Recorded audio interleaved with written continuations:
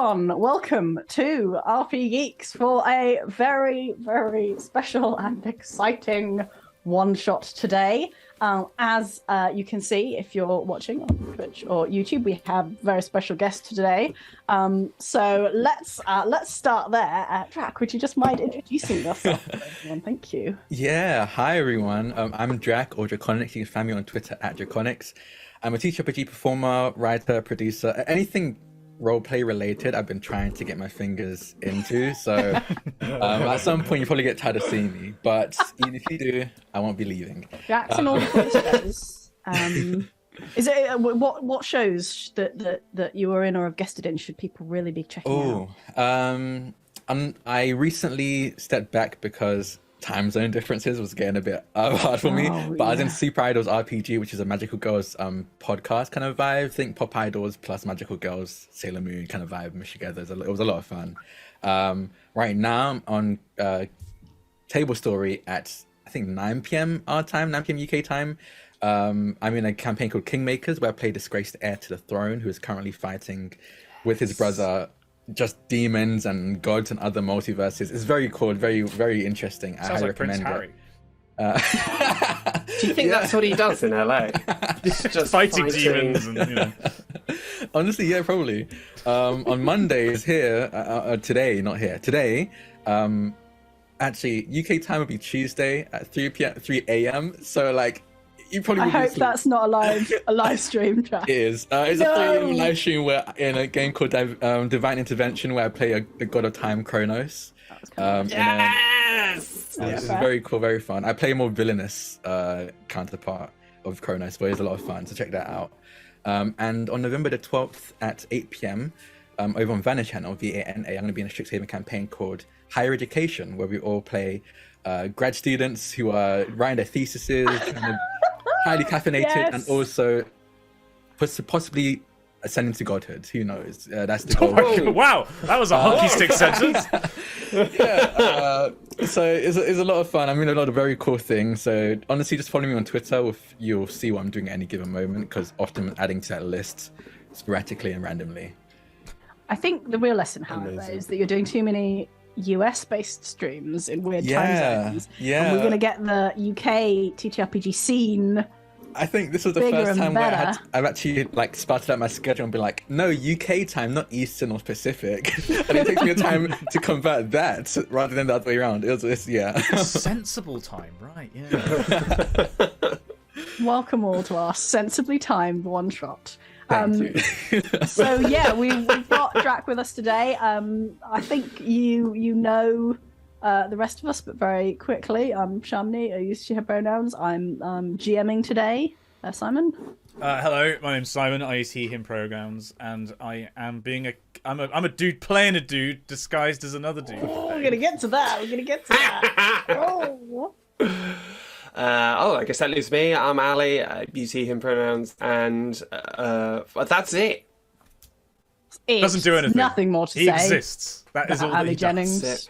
My hair looks like it's taken off one of those little Lego men today, so I'm It enjoying looks like if you span really quickly, the hair would stay in the same place. Yeah, exactly. No. Also, happy Diwali, and there may or may not be fireworks going off in the distance. There definitely was earlier on around here. Oh, really? Oh, that's cool. Yeah. I just realised, sorry, Ali, I've been chroma keying your teeth out. So apologies. You smiled earlier and there was like a void where your teeth were. Do I have green teeth? That is grim. It must be reflecting something, because you don't have green teeth. Don't just, you've said it now. Let's move on. I can't hide it. There'll be no smiling from Ali tonight. But all my old nuns. Oh, look at you! I really want to do a granny-based one-shot now. Do it. You can play a granny anytime. Commit now. Really good. There's still time. There's a really good system for. I can't remember what it was. If it was like specifically made for that, but someone made a system where you could play the Golden Girls. Oh, I think it was. I need to find it. I'll send it to you when I can remember where I kept it. But it was really good. Amazing. Right. So, I think we should leap in to some exciting adventures this evening. This is going to be awesome. Synchronized leaping. As you know, it's a simple concept, which we may or may not be able to pull off, is what if you combine somehow Dungeons & Dragons with the film Galaxy Quest? No copyright infringement intended, DreamWorks Pictures. We like your film very much. It's very cool. I mean, what would be the fantasy equivalent? So Galaxy Quest, so Galaxy is the setting, so it would be like Kingdom Trek. I don't know. What's the fantasy? It's got a name. I just called it. I've just been calling it Fantasy Quest because it's just not very imaginative. But it works. It gets the. I mean, that's what I call the stream. So. I feel like the Dungeons and Dragons universe has a specific name, doesn't it? I've got the book There's here. different. There's different realms in it. Aren't there? Yeah, exactly. Yeah. It's different. Yeah. But they're kind of like the prime material plane. What? Prime Quest! No. Prime material plane quest. No. Right. So, we are going to. Yeah. Well, we won't because we're about to start like in the show. It's called Fantasy Quest. There's a show and a show. No, right. This is going to get very confusing. Right. Right, what we're going to do to set the scene for everyone, so everyone knows exactly what's going on and it's very, very clear, is we're going to do essentially like a sort of introductory trailer to the well-known 80s TV show Fantasy Quest. Mm-hmm. I'll be the narrator and I'll cue each of you in and you can kind of describe your character's character in the show. Okay? Right, so setting the scene. We start with dramatic music, dramatic fantasy, epic orchestral music. We have a quick montage of shining palaces, dark dungeons, explosions, beams of magic, and then we see Ali, going to come to you first. And it says, what's your name? It says, starring Augustine Felch as Glamdrang Flameclaw. You see before you an old dragonborn with beautifully inlaid gold and silver runic symbols onto their dark copper skin, with this massive hat, really massive hat, huge long nose, these massive claws, a big tail behind them, and you see their face in the darkness, looking out at a necromancer, reading from a tome in a candlelit castle somewhere in the Shadowfell. You hear the necromancer read, and then Glamdrang Flameclaw stands up and begins to cast a mighty fireball. The necromancer turns and the whole screen explodes into flames and soot. And what does Glamdrang Flameclaw say in this key point? Because there's a pause in the music for you to say. There's a pause, and you hear him say, "Burn in the flames of my forebears!" We transition from fiery flame into another scene, and the voiceover says, with David Smith as Wildcard. What you see is facing down a mighty minotaur is a much smaller in comparison, but relatively tall for a human, about 5'10", 5'11". Man, he's about fairly burly, very good looking despite the almost patchwork appearance he has. It's almost like his body was stitched together. You see stitches across his face, his arms, his eyes. His two eyes he has heterochromia, so one eye is blue, one eye is brown. And he's currently in just normal, normal garb, normal attire. And he reaches out. Let me know when it's going, and I'll introduce us back in. I think we are the music's back epic. online. That's the plus side. Yep, looks like we're back online. Are we good? Epic. Yep, we appear to be online. Are we live? Are we going? Am I going? Apologies, everyone. All the power in my office just just went out. So I lost absolutely everything then. Sorry, beyond my control. You're good. Everyone say a small fantasy prayer for Simon's internet. Deus Ex Machina, come on. Oh, thank you, internet power gods for Have you giving. been pouring enough sacred oils on it, I Simon? need some incense. Or I don't got wafted over Maybe whenever I you're pouring stream. too many enchanted oil on it. Yeah. Maybe that might be That's it. This is me every time before I stream.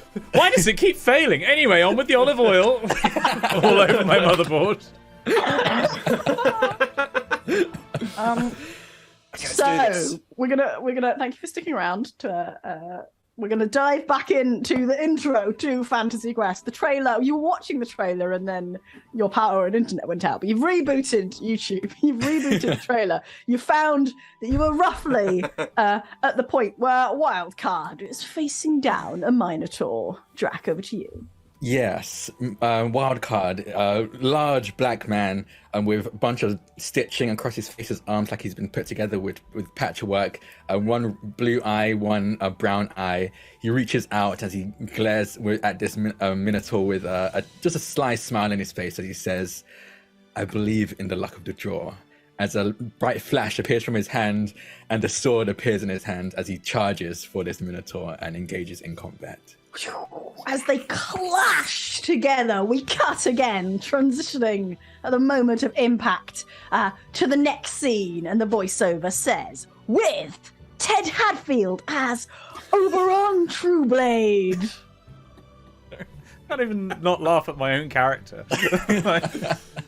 Where I see outrageously, like Fabio level handsome man with sort of shoulder-length long hair, chiseled. The camera pulls back from his stern gaze as he's looking beatifically over a group of small children and looks back at her, and there's a horde of orcs running towards him. We cut back. We see that he is shirtless and absolutely jacked.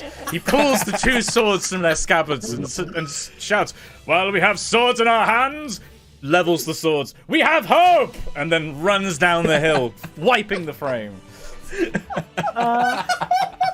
Amazing. And as he does so, we get flames and vines, and they reveal the title, Fantasy Quest, in ornate fantasy font.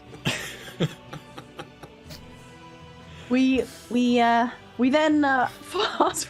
Can we make this, like, if we ever have a Patreon, can we make it like a Patreon goal that we'll film an episode of this one day? Oh, I'd be. That'd be great. I mean, if you had me, I'd be down to. Drak, 100%. I would be so down for that. So much. We'll just make this it. We'll kickstart a Fantasy Quest series, which is just. Critical Role can do it. We can do it. Yeah. Yeah, sure. Based off a one shot, sure. Yeah. If it's a strong seems to enough work. idea, we'll make it work. We fast forward now. The vibe of that trailer that you just saw was so Simon described it before the stream as being very like Hercules Xena style. If you ever used to watch that, which is just perfect, just like very like bright colors, and just sort of like intense high fantasy props, scenery, like not expensive but like enthusiastic. We cut forward currently to the present day, inside a limo with blacked out windows where the three of you are sitting. Now, quick catch up. You know that Ted has been approached about some kind of a job that you're pretty vague on what it involves. Ted is pretty vague in what it involves.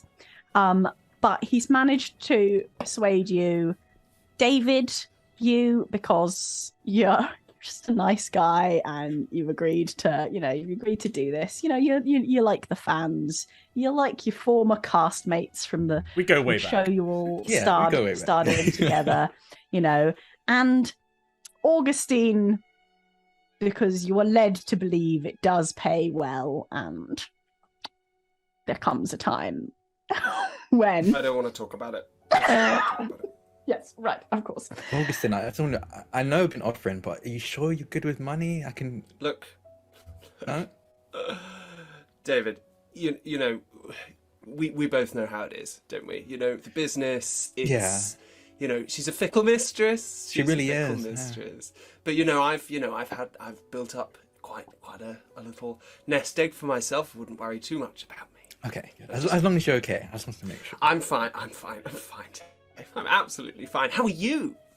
Oh, I'm doing great. I'm honestly doing great. I actually just came back from Italy. We're recording part of the movie for next Marvelous movie. Yeah, so I'm really looking forward to that. Yeah, Nurse Weird. I'm gonna be great. Yeah, I don't know how much I can actually tell you because mine was more of the after credit scene. So no. Yeah, but don't, you know how it is. know. Yeah. Oh, I know. I know. Yes. I was actually I was in Italy recently for the fantasy convention in Rome. You know, Bancon Rome. It was. I heard that was happening. It was happening during the filming, so I couldn't actually come and visit. Oh, that's the fans are great. You know how they are. They just love us. It's just a delight to meet them whenever we can. But not quite the same, obviously. But yeah. Oh, just still doing that, Ted? Are you? Oh yes. Well, I mean, we got given the role of a lifetime on our show, didn't we? And we owe it to the fans, and with how much they love us, I feel like I've got to be out all the time and meeting them, and it's such an important part of their lives. I can see why it might be the role of your lifetime, yes, Ted. I'm just gonna take a sip of whatever I have. Ted is absolutely not bright enough to realise that is a dig. I should note at this point that Augustine, Ted has also, persuaded you that you do need to be, all of you, in some degree of costume for this gig, which you guys don't wear them all the time. But Augustine is a little bit more involved and did. You do understand how long it takes me to get into this ridiculous get-up. I mean, the tail itself. That's actually metal. The central spine of that is metal. I am sitting on a metal spike, essentially, Ted. You just have to take off your shirt, and you're in costume. Yes, well, I mean, he actually looks down, and like Ted's let himself go in the past sort of 20 years, and he's wearing one of those sort of fake muscly chest things. It's a little bit more involved than that, but I do take your point. You could probably tell, like, Augustine is slightly muffled whenever he speaks because he's got all of this dragonborn prosthetics on his face, like the kind of like these big kind of eyebrows and sort of scaly skin and yes, well, and it's very hot in here. I did ask, can you put the air conditioning on? Calls out to the limo driver.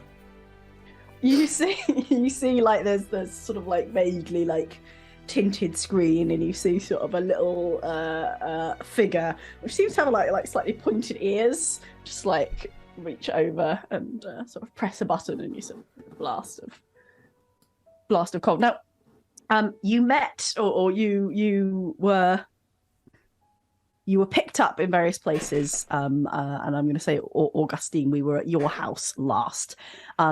And you've been traveling in this limo for about 10 minutes when you sort of feel Ted insisted on the limo, by the way. That was one of the I will come if you send a limo.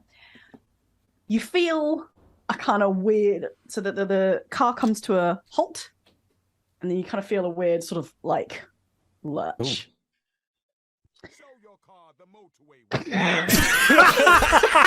And a voice from outside spake. Hail, traveller. There's a hashtag professional stream. Paid for all our music.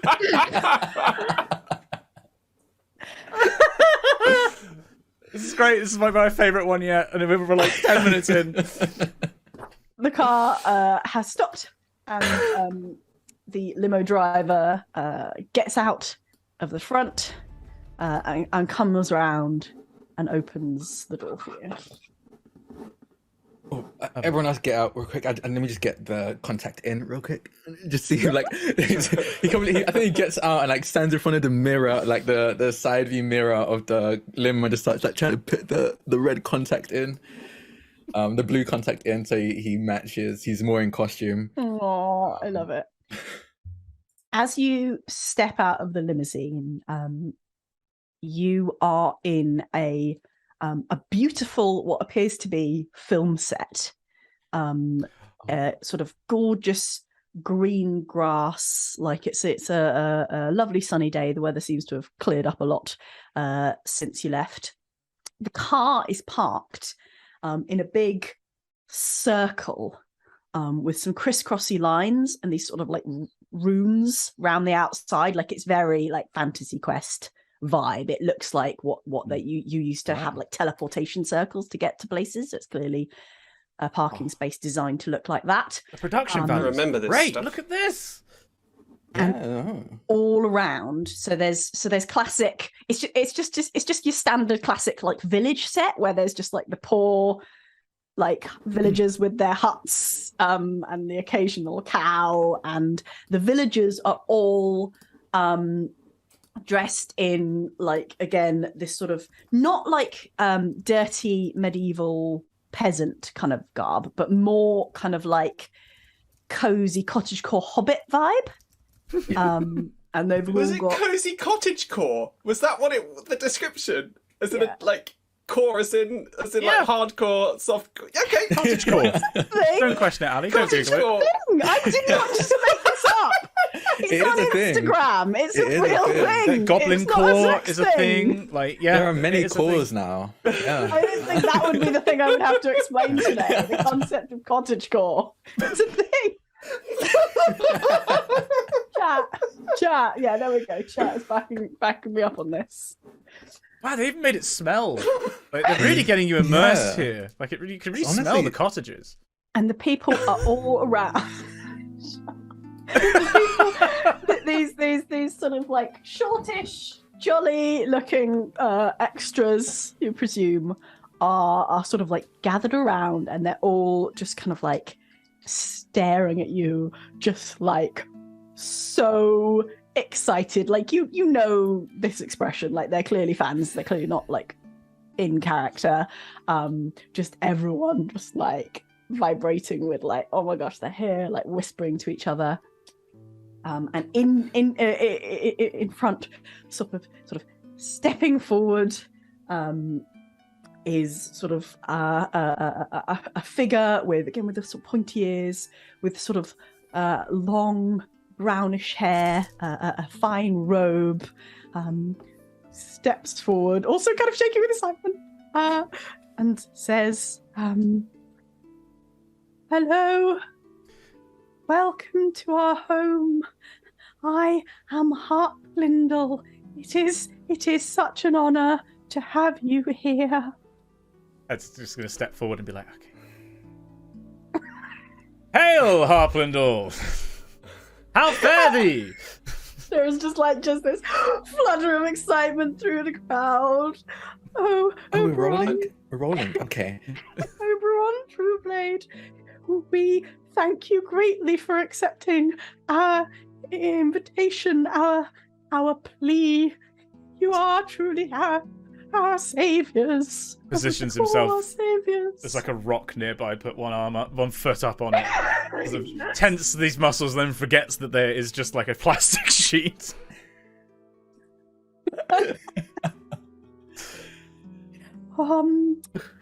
Wild card. It is an honor to have you here. I was like, oh, wild card. It's great to be here. Do we have a script? Is this improv? I'm fine with improv, but I assumed we were coming in with Ted, are we coming in with a script? They didn't give. You did. Just roll it. I love these fans. Okay, just roll a bit. Okay. Hail and well met. And I reach out, and when I reach out to shake their hand, I stumble forward.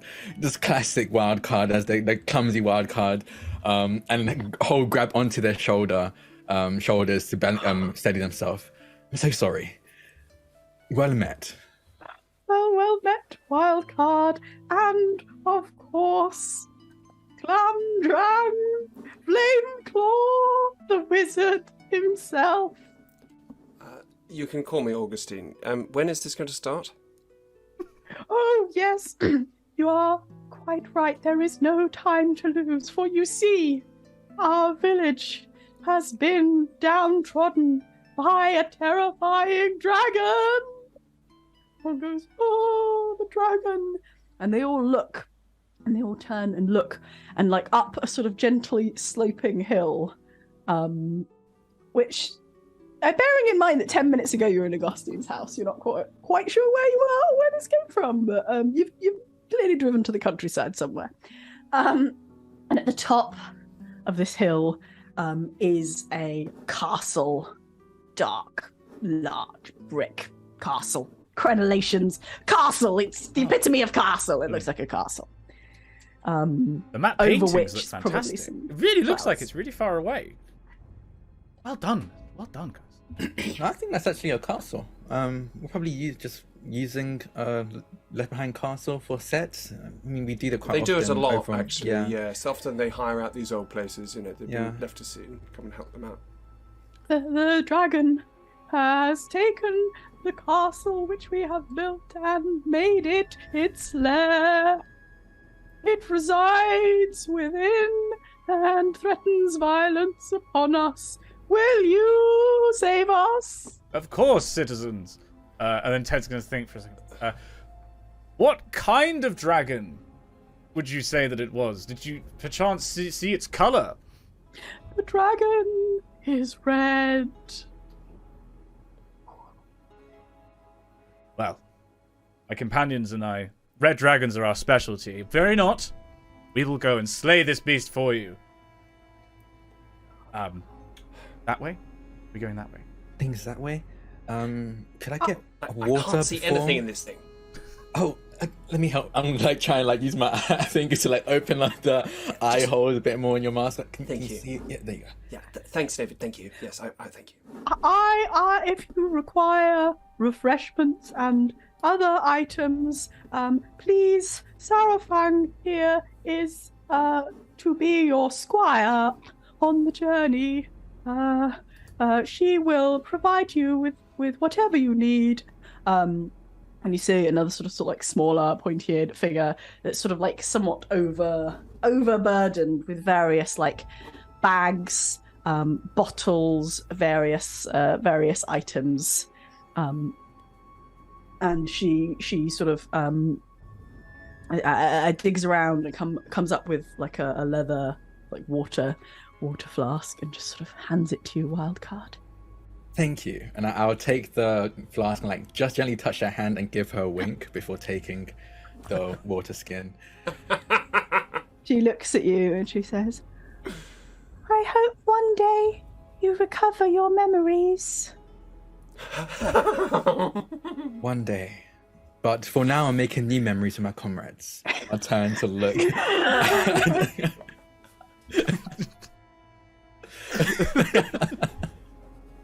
I'm going to reach out and just sort of feel the ears. Just like the kind of pointy bit. Just reach out. Yeah. Bajoran. Come, my child, let me feel your ears. It feels good. Like, damn. Wow. Good glue. Oh. Yeah, that's why I said we should take this job. It's legit. They've put their production values much higher than anything we were used to. Is this a reboot? Are they rebooting Fantasy Quest? I didn't. Is this for broadcast? Ted, why didn't you say something? Well, I think this is sort of a demo. I don't really know where the production element is. I think all I know is people are watching. Probably studio execs. I didn't really pay attention. It's probably a Stanislavskian thing. I wouldn't imagine you wouldn't know much about that. Yes, of course. We must enter. Okay.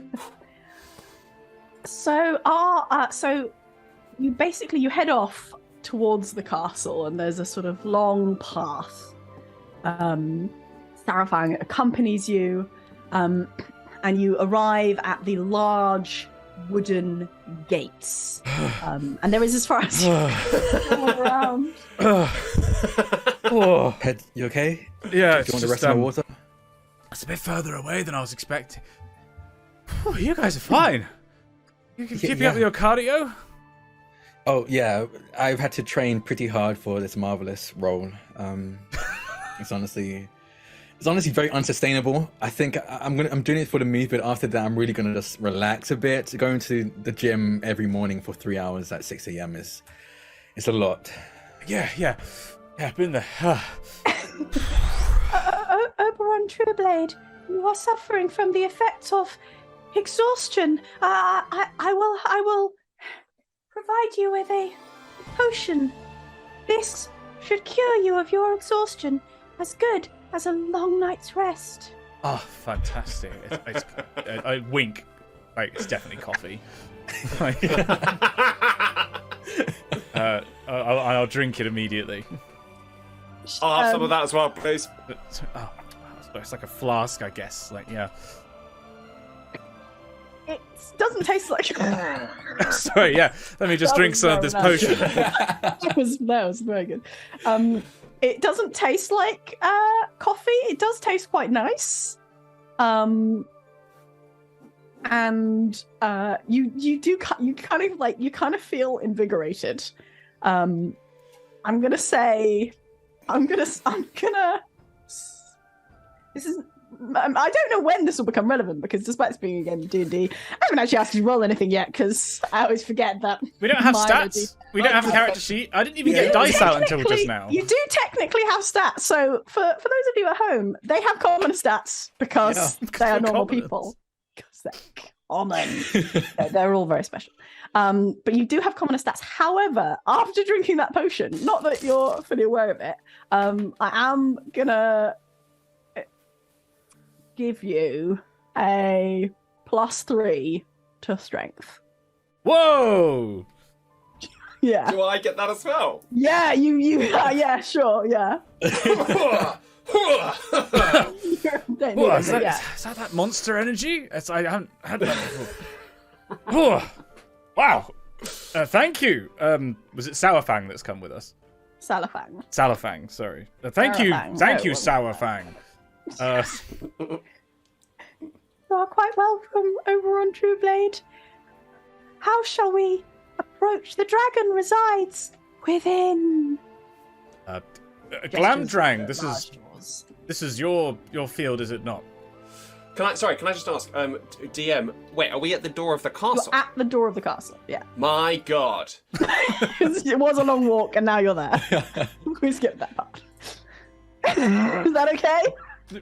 Okay, yes, 100%. I did wonder why I was so tired. I thought it just got to the door of the village. I was like, there are a lot of It's really out of shape. Like the door, the village doesn't have a door. It's a village. I thought there would be. I thought we were learning, but okay, no, we're not. No, you're there. No, you're literally there. You're there. There you are. What are you doing? Glamdrang, are you not half dragon, Glamdrang? Rather your field, David, isn't it? Surely some of your training will help for this. Well, I can give it a try. I do believe I learned recently from my good friend, the mistress, a new spell that I can use to maybe at least get through these doors and see what's on the other side and maybe unlock it from the inside. Okay. I'm feeling like this is going to be like special effects, right? So I'm like, I just reach out to the door and whisper the name of Fortune Knight. Allow me to take gaseous form.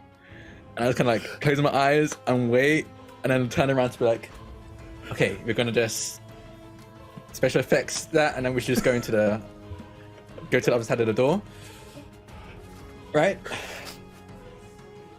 No? Anyone? Production. Sarafang sort of looks at you and says, "Your powers, are they depleted?" Yes. It seems I just needed before we arrived, we had gone through quite an ordeal, and I used quite a lot of my mana and my magic. So I think I just need a short rest to regain. Yes, you know me. I wasted most of my mana just playing tricks on my friends here. I didn't realize we were going to end up being in such a dire adventure so quickly. Wild card. I know that a short rest does well to boost your power. If you think it is wise, we can wait here outside the doors of the dragon's lair. Unless someone else has an idea. I don't want to hold up the party.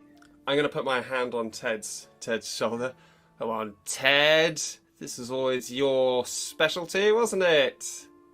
It's kind of muffled there. The prosthetics.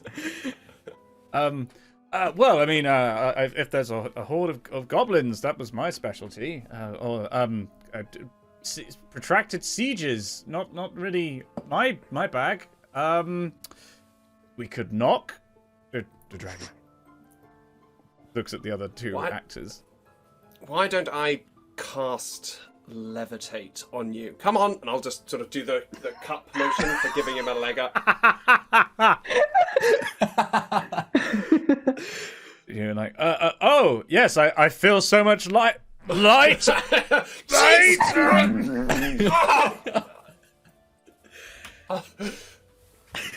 Come on. Does it work? I'm trying to give him a leg up to get over the top of the gate. It's not a gate, it's a door. It's a wooden door. You've got a wooden door. There's a castle. In the castle is a wooden door. Is there a wall that they can get over? Are you telling me? Castle. Are you telling me that a fantasy D&D party has been defeated by a door? Because we are we are checking off. We haven't got a bard with us, have we? Otherwise, we could. There are some thin arrow slit windows, but they're quite a little way up. But you might be able to. I'll try and get you up to one of the. Jesus Christ! Okay. Would you? Okay, right. Augustine, roll strength. And. Yeah, all right, Ted, you can roll strength as well, because it's the only. So wait, what are my stats? Is it no modifiers on anything? You've got you've got plus 3. Plus 3, but apart from that, no modifiers on anything. Apart from that, no modifiers. No. Oh, I got a not. That's 17. That's synthetic 20. I got a 5. God damn! Is that plus your 3? Yeet me. Yeah. Ted just goes way too fast, way too high. Grabs hold of the window ledge and then just loses his grip and just slides down. No, Ted, no! Scrabbling at the Slides walls. back down again. Back on Okay.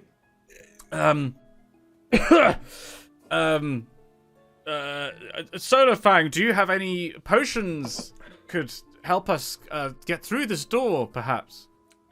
No, Ted, I don't have any potions. Were you talking to me? Yes, Solar Fang. Therafang, hello. Therafang, yes, Therafang. Yes. Oh, you know my name.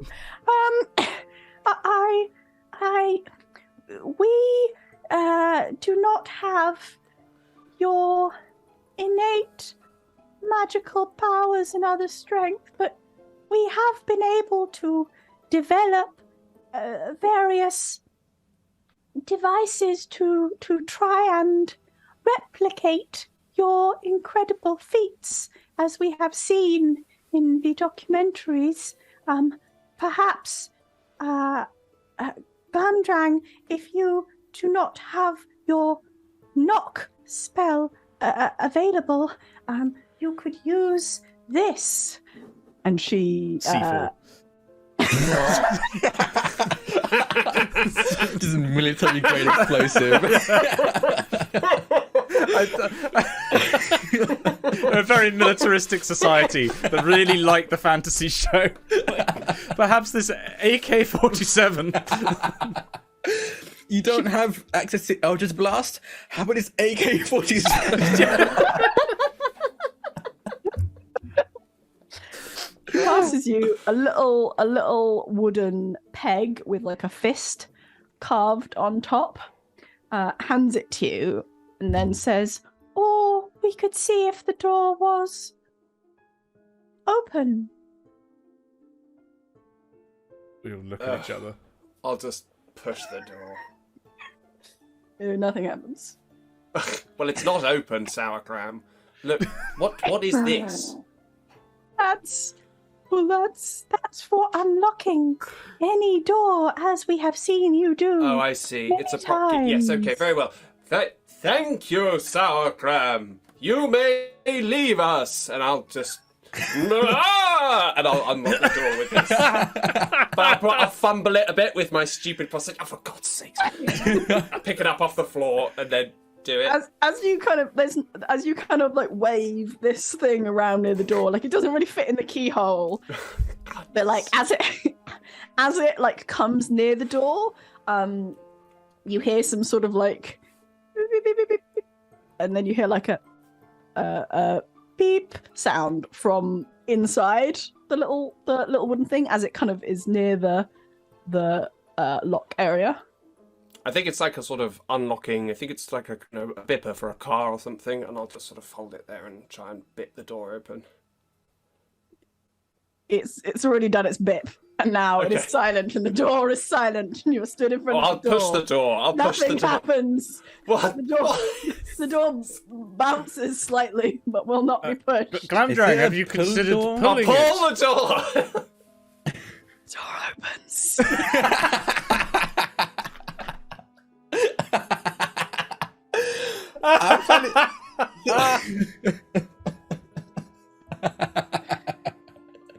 I know I wanted some D&D cliches.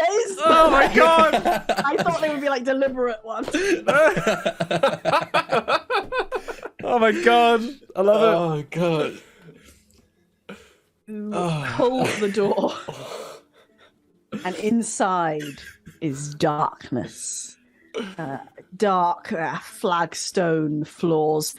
You go and you see the sort of remnants of torches in the walls. You see the light just coming in again through the sort of arrow slit windows.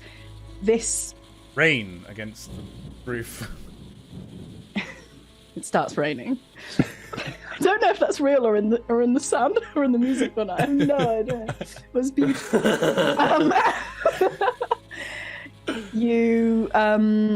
This looks like a mishmash of every single like castle that you ever visited in the show. Goody castles, baddie castles, like evil lairs. Like this is all of them.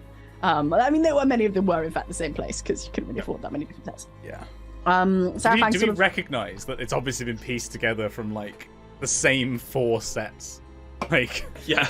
it's like the corridor, like recognisably. Oh, it's the corridor set. Yeah. Yeah. So it's kind of not. It's kind of as if the wooden set that you know has been actually made out of stone. Yeah.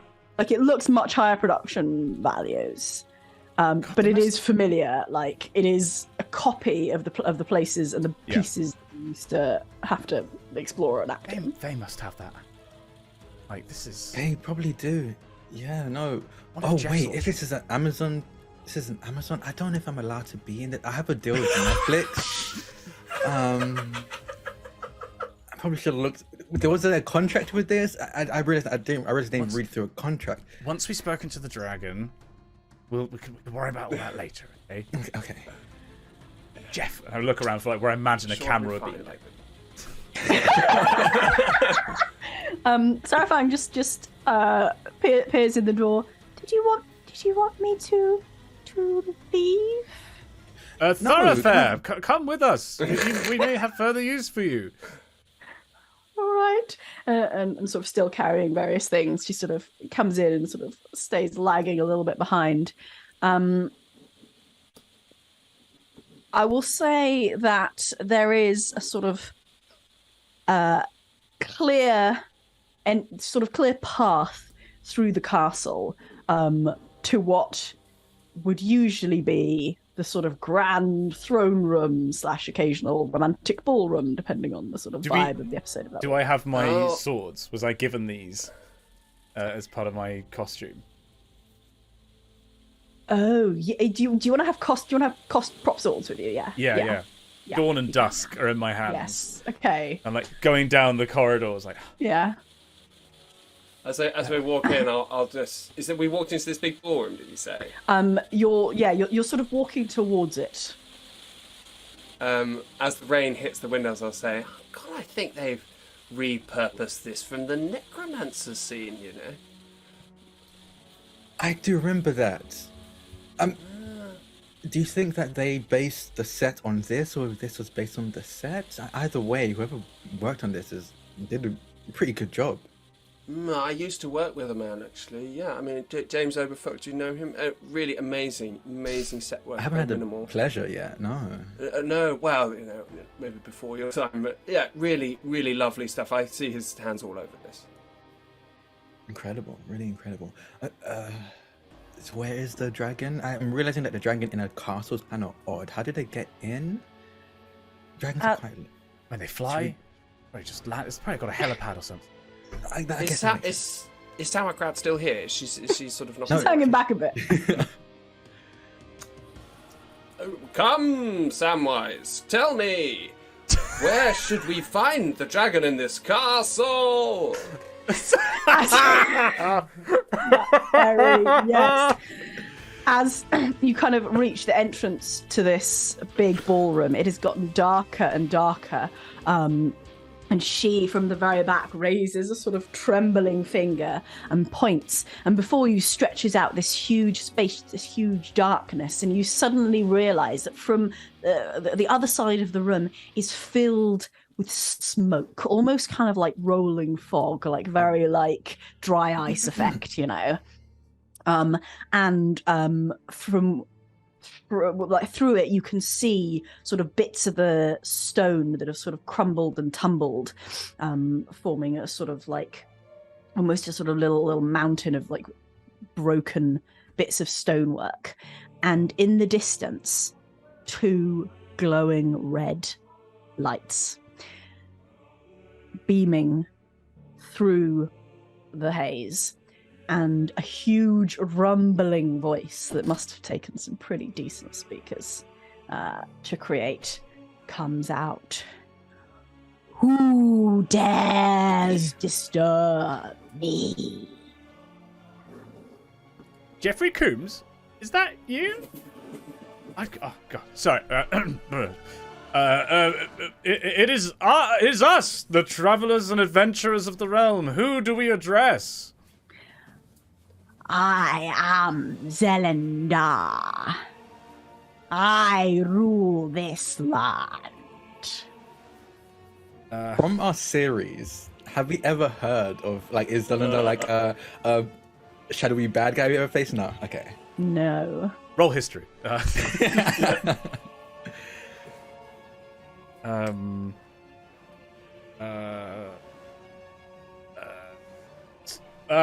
Something. Stomatophore. Does this dragon speak for you? No, I speak dragon, and I'll stand up and I'll go.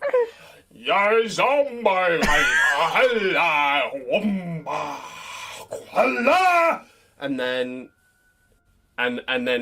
do I have a? I think I have my staff. Do I have a staff? I got. I'm so sorry. Could you get me a staff? Any staff? Some staff will do. Just something to bang.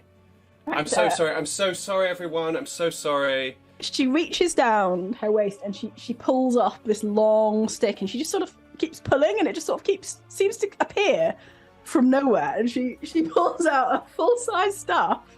One of those collapsible rods. Really interesting. Yeah, I'm just gonna look at it and look at her for a second, and then.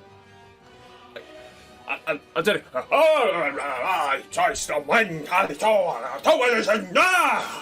And then bang my staff on the floor and go.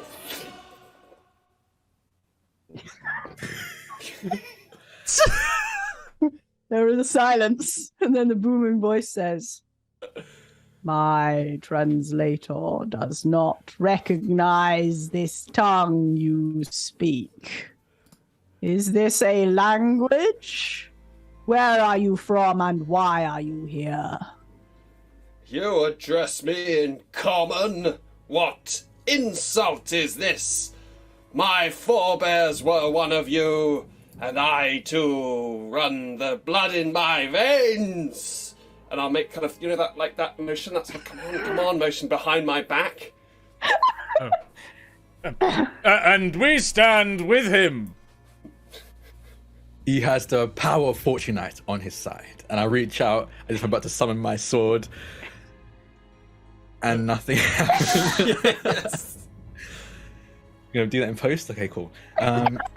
Someone... Hey, just give you one of mine. Yeah, that'd be great. Thank you. Ah. Leave this place or face my wrath. And as you hear wrath, it echoes across the walls, and you feel the ground shake beneath you slightly, and the rocks, this huge sort of pile of rocks emerging through the smoke, starts tumbling down. And you realize these rocks are sort of like tumbling towards you. Is it, this isn't, no? And then I'll just turn around and just start running away. Run! I would just start dodging and like diving and dodging and weaving. Yeah. Okay. I do my own stunts with Marvelous Studios, you know. Oberon sees this as an opportunity to prove that, you know, he's still got it. So yeah, absolutely going to try and dodge the rocks. Yeah, so... I'm going to say roll dexterity. I'm going to say that, Drak, we know that David has been going to the gym a lot and training a lot, so you can have a +2 to your roll. Is this a save or a check?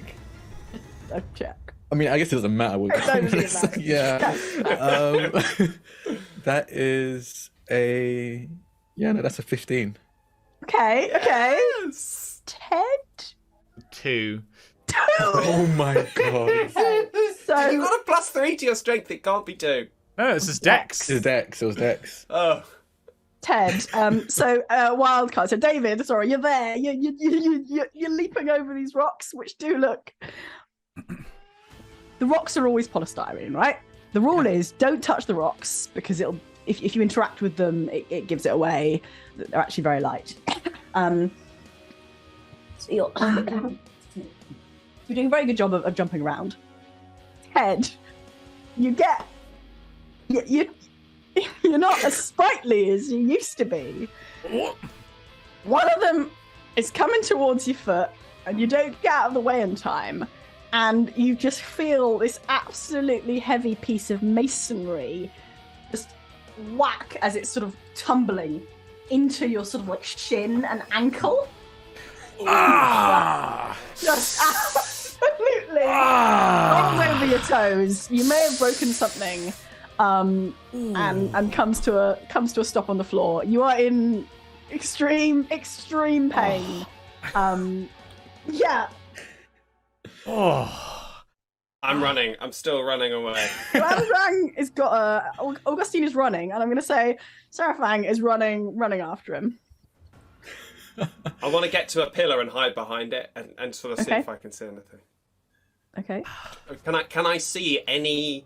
I'm looking for anything which would suggest that this is a prop dragon and or where the cameras are coming from to try and work out what is being asked of us at this time. Roll perception. The 13. As you gaze into the haze, you can't see any cameras, but you are staring intently at where the two red lights. You see them blink, and you see a great form, scales, rise up from within the smoke, hard to see clearly.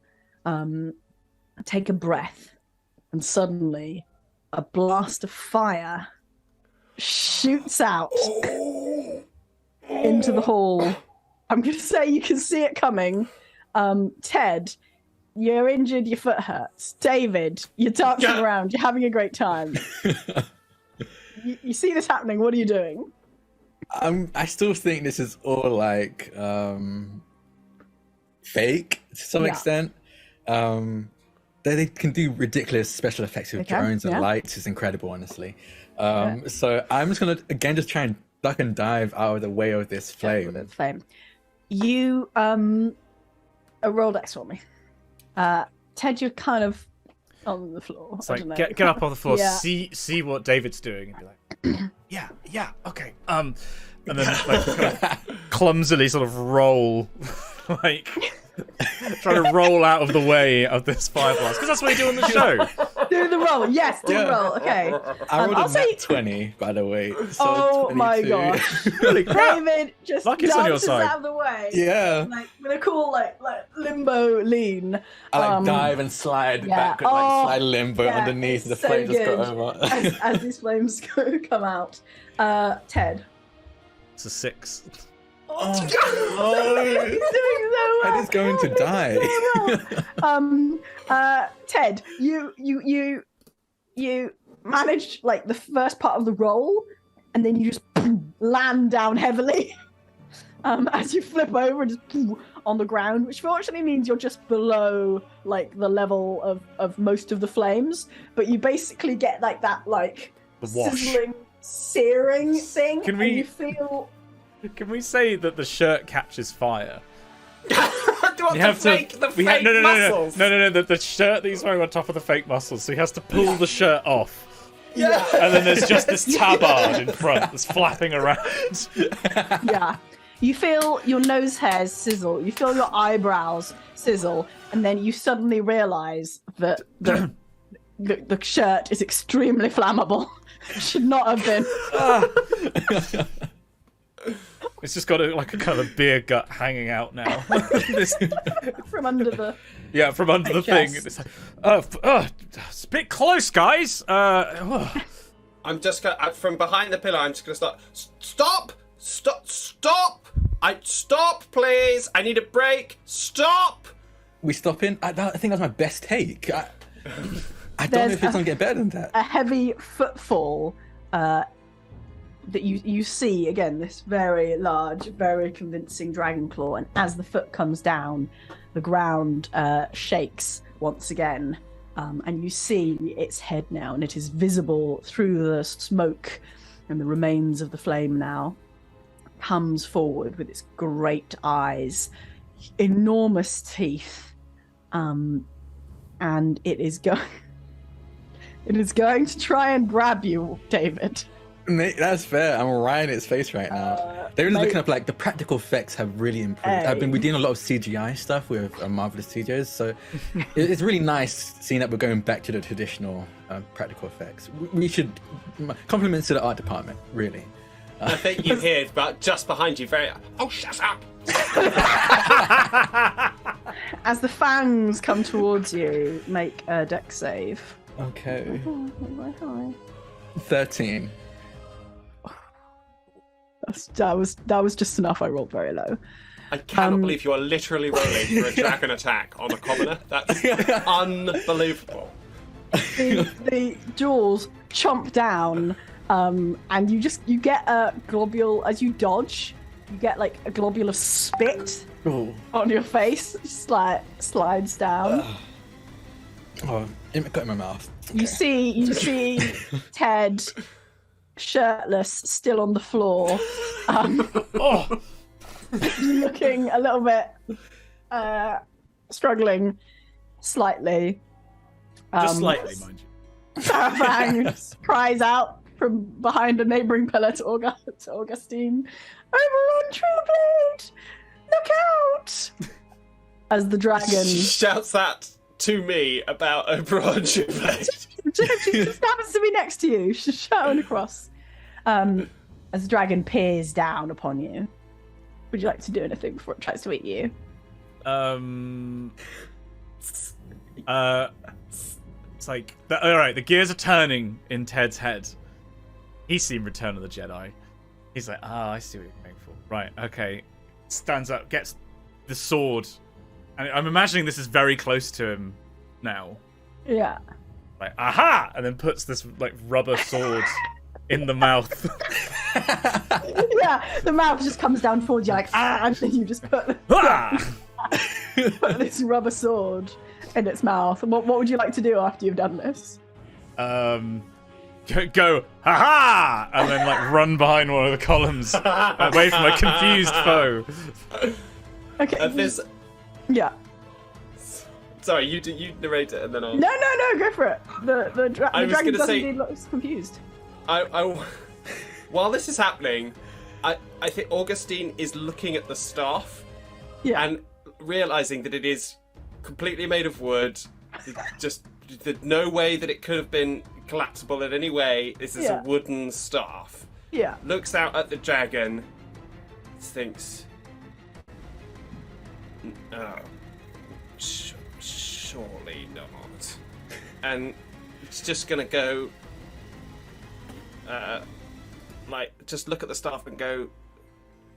Dimension door?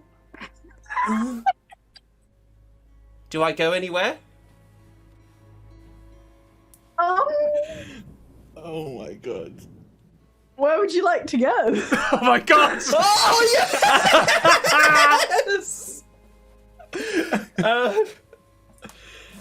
I think I need a DM. I need a DM ruling on this, right? So, does Dimension Door work like, you have to? It's like, where do you want to go, and you have to type in your location, or is it like, you're thinking of a place and you say Dimension Door and it takes you to that place? This is a good question about the technology behind all of this magic that I definitely. Being here on RPGeeks, sort of science, everything is very scientific, so I know obviously exactly how this works.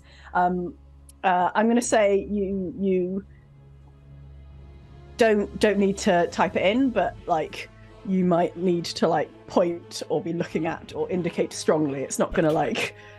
I am literally looking at Oberon Trueblade at this moment when I say it. So, yes. Dimension Door. So, you feel a tingling sensation. Oh my god! Oh my god! And you are suddenly next to Oberon Trueblade. Oh my god! This is great. I vomit. You vomit onto Ted Hatfield, who's in the way of your vomit. Did you just? Is that? I don't know what's happening. The dragon is right next to you, and just sort of experimentally like bounces the foam sword, and then reaches this big claw, takes it out, looks at it, looks down. Do you mock me? And you feel the heat. Certainly the two of you who are right in front of it as it speaks, just a blast of furnace-like heat. I'm gonna grab Ted's hand and say, Dimension Door!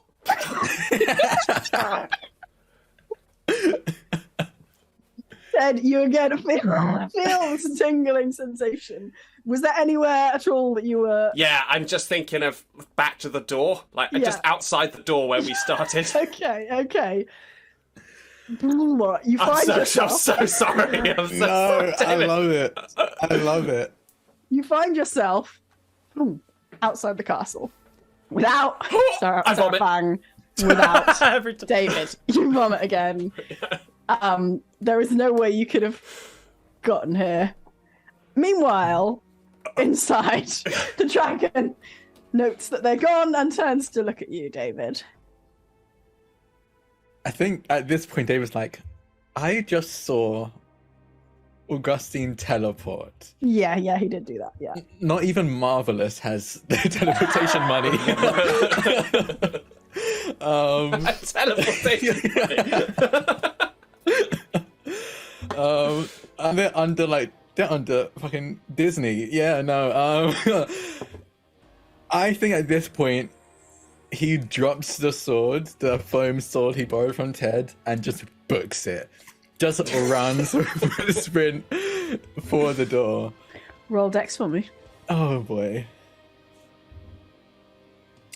My luck has ended. 7. About time, to be fair. The dragon reaches out a claw and just swipes you off your feet, and you go sliding into the wall. It moves forward, and you see Sarafang there as well, who is just like hiding behind this pillar, who saw Glamdrang disappear and then disappear again. The dragon sees her as well at this point, and you see the dragon's jaws going lunging towards her. What are you doing? God. What am I gonna do? David, I guess thanks for this moment, David. You've been to the gym. I'm gonna try and like I'm gonna jump into his mouth and like try and hold his jaw. Oh my god, what? Why not? Yeah, that's fine. Why not? Neutral in this matter. I'm gonna try and hold it into the dragon's jaws and try and hold it open. Yeah, hold it open. Okay. It's gonna be like that one time when Chris Evans was holding onto the helicopter and the building in Captain America. You're gonna just see him holding onto the holding open the exactly. Okay. Yeah. I'm gonna say roll strength. Oh, Do it. Getting that 20. Yeah. Go on. let's see. Do it. No, not 20, but I got a 19. Yes! Yeah. Yes! Damn, Drak, you rolling well today? Okay. That one's gonna come soon. So. No, it's all right. Simon's got. I'll get rid of all that bad luck. I'm like a luck sponge. You leap into the dragon's mouth, which is just not a tactic that the dragon was expecting. I'm wild card for a reason. Yeah, absolutely. It's a very wild card of him. Sarafang sees this and just sort of goes, ah! And then just takes the opportunity as you're there, just for a moment, while you're just holding up as dragon's jaws, and she runs back down the corridor. What would you like to do? You've got a split second.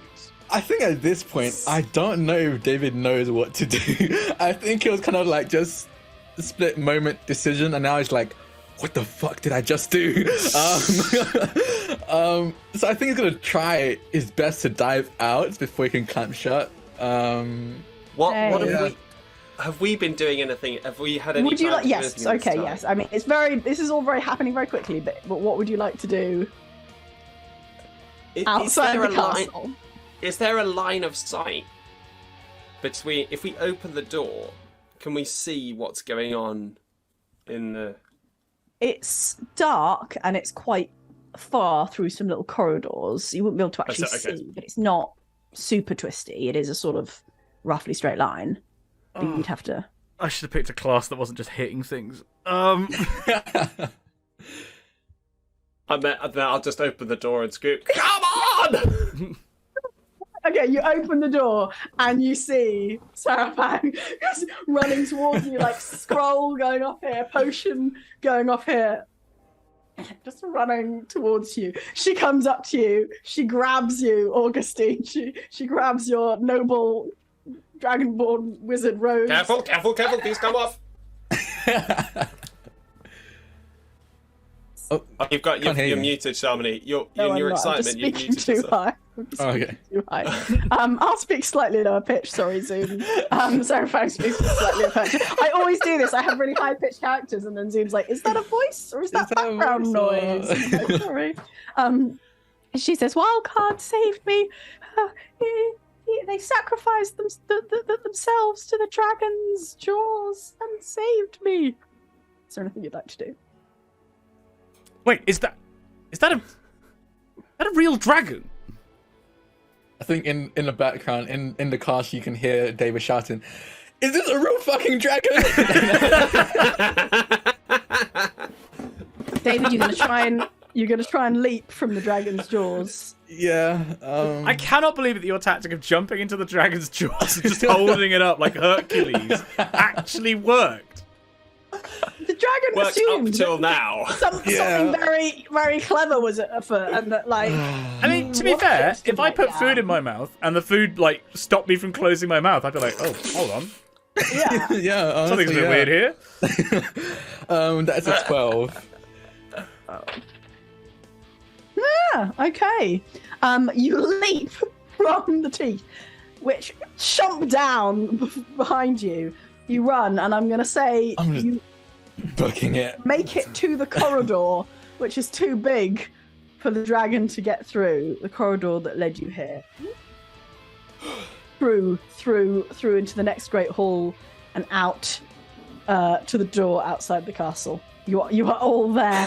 Fang looks at you like, you have survived. It truly is the luck of the draw.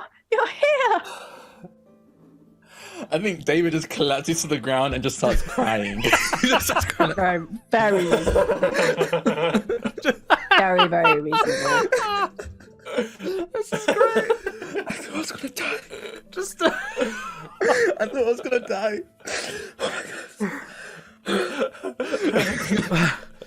Wait, are you? Is that a real dragon? It's a real fucking A real dragon, castle? Ted. Are you a real elf? Oh my god. Solar power? Are you a real elf? We call ourselves the Elvians. We are not like the elves of your planet that we have seen in the documentaries, but we would like to emulate their way of life. Wait, what do you think my name is? Just cameras off. What do you think my name is? I know your name, Wildcard. You are the one that has saved me. Your true name I know not, for you have lost all memory of your past. Ted, what the fuck have you gotten us into? Ted is definitely, and bear in mind that he's topless with a flappy bit of muscle on front, is doing that like dad pose of just like looking off into this glade like, oh god. It's like the car's broken down by the side of the motorway and he's looking off like, looking at it like, what have I got us into? I think while that's happening, Glamjang is sat looking at the staff and is just going to try and just craft a little tiny paper crane from nothing. Prestidigitate a little paper crane in the air. Can I do it? If you say, you have to say the words. You have to say it out loud. God. Prestidigitation. And yeah, like a little tiny little paper crane forms in the air and catch it just as it falls. Wait, how did you do that? What is going on? Augustine, how did you do that? The Are you a wizard? Are you a real wizard? Is designed Glamdunk. to. Is this staff... It is no replacement for your long-studied arcane powers, of course, but we have designed it for those of us who do not have your years of magical study in the Arcadium. However, we are not heroes like you. We cannot use the things we have designed, and the dragon has taken over. And is this all part of your plan? Was that all part of your brave plan to save my village and my people? Ted, how long were we in that limo? We didn't sleep, did we? We didn't. No, it was. I thought that they were just taking us beyond the hill. I thought it was that, where they do the Ren Fair. We were in there for like 10, 20 minutes. We were in there for 10 minutes. We should be, we should be in the suburbs. I mean, I live 10 minutes away from the train station. I'll be honest, I was a little bit high in the limo, so I just thought maybe I lost time. Comes out. Right. Okay. Right. I'm gonna get my phone out. Oh shit! Has anyone got any signal? Like, fuck this. Let's just Let me get an Uber check. out of here. I'll pull out my phone as well to see if there's any signal. Look, You all, listen. as you all pull your phones out of your costume pockets wherever you've hidden them away.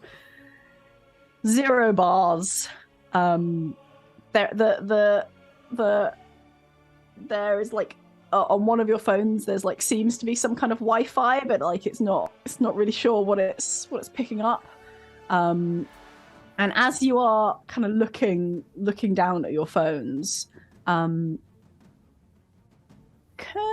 everyone roll me a perception check Oh, with your 0? I feel like that's me in daily life, to be fair. Just 16. whilst you're looking at your phone, just roll me a perception check real quick. What? Do you see that thing that you're about to walk into?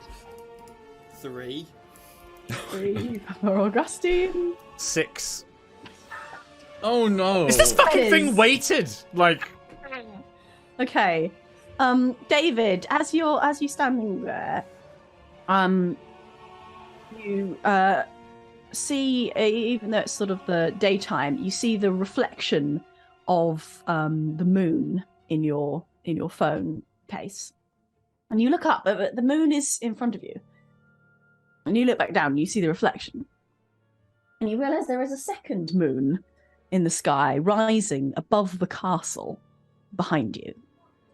At this point, all of you also feel another rumble in the ground. You hear a roar. You hear what sounds like stones falling, tumbling. And from behind you, suddenly, the dragon shoots into the sky, and you feel the wash of air as it flies overhead, blocking out the sun momentarily, swoops down upon the village in front of you in the valley which you just left, and a jet of fire bursts out. oh no! And that's where we're going to take a break. Oh god! So Okay. we will catch you all after we've had a quick refresh. And yeah, back Right. in a mo. Okay, well that bombshell, yeah, we'll be back in a couple of minutes, everyone. Don't go anywhere, or you can. I'm not a cop. Go get yourself a drink, and yeah, we're back in like 5 minutes. What have we got ourselves into? Jesus Christ! Oh boy! See you in 5, everyone. Welcome back. Oh, we're so As- fucked. I've just remembered. Yeah. Brave heroes, aka actors, stars of the very successful 80s TV show Fantasy Quest, brought here to do what they think is some sort of promotional gig. As you stand outside the castle where you have sort of disturbed and possibly annoyed a very realistic and perhaps real large red dragon. You see it swoop down on the village below you where you had first arrived here, blasting flame onto the thatched roofs of the wooden huts. You hear screams on the wind, even though you're a little way up the hill. You see people running, shouting, streaks of flame going across paths, carts, cows fleeing.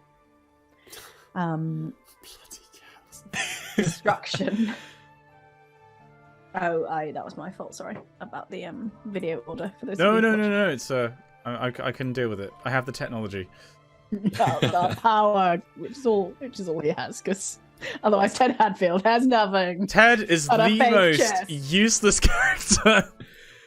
He is perfect for this. It was honestly great. I love it. We're all Ted fans. Yeah, destruction, horror. Sarafang starts running down the hill. What are we doing? I'm backing up. I think David just like kind of backs up into the castle now that the dragon's gone. It's kind of like, Yep. are we just we need to get out of here. Can't call an Uber with Ignore. Where's the limo? We can go back to the limo and the driver. Where's the driver? We can just get the driver to send the drivers back. Sure, we can just tip him.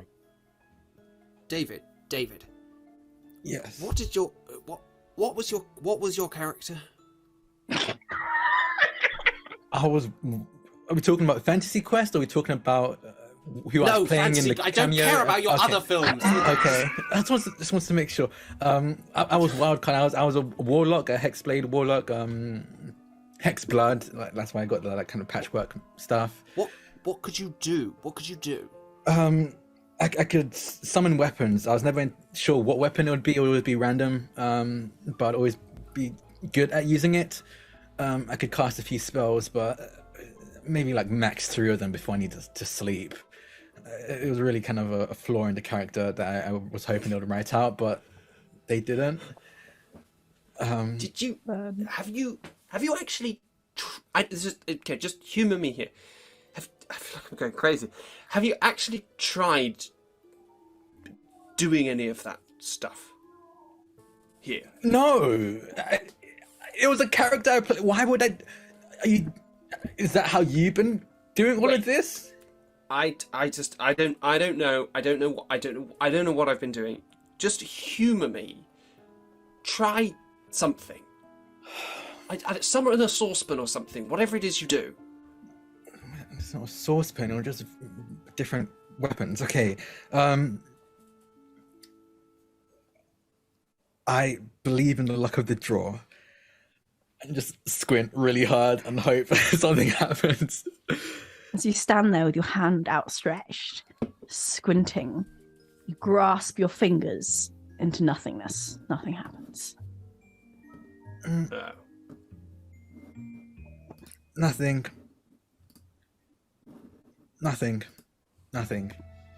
So what you're saying is that we're not our characters. It's still us. So why have you? Why can you do magic? Are you an actual wizard? You've been lying to us this whole time, Augustine. For God's sakes, Ted, you're even stupider than I remember. Look, obviously, if I was magic, I wouldn't be here, would I? I'd have summoned up a pot of gold and I'd be living in the south of France with whoever I wished, rather than here with you two cretins in this death trap. Look. Cretins? Look. Invited you to my birthday. Well, of course I couldn't come to your bloody birthday. It was in Costa Rica. What do you think I was going to do, David? I live in a single-person flat in Walthamstow. I'm not coming to Costa Rica for a bloody birthday party. Sorry. I'm sorry. Morgan Freeman was there. I've had it.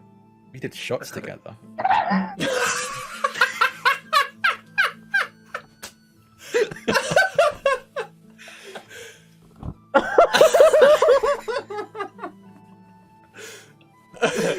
Another Sambuca. Oh my.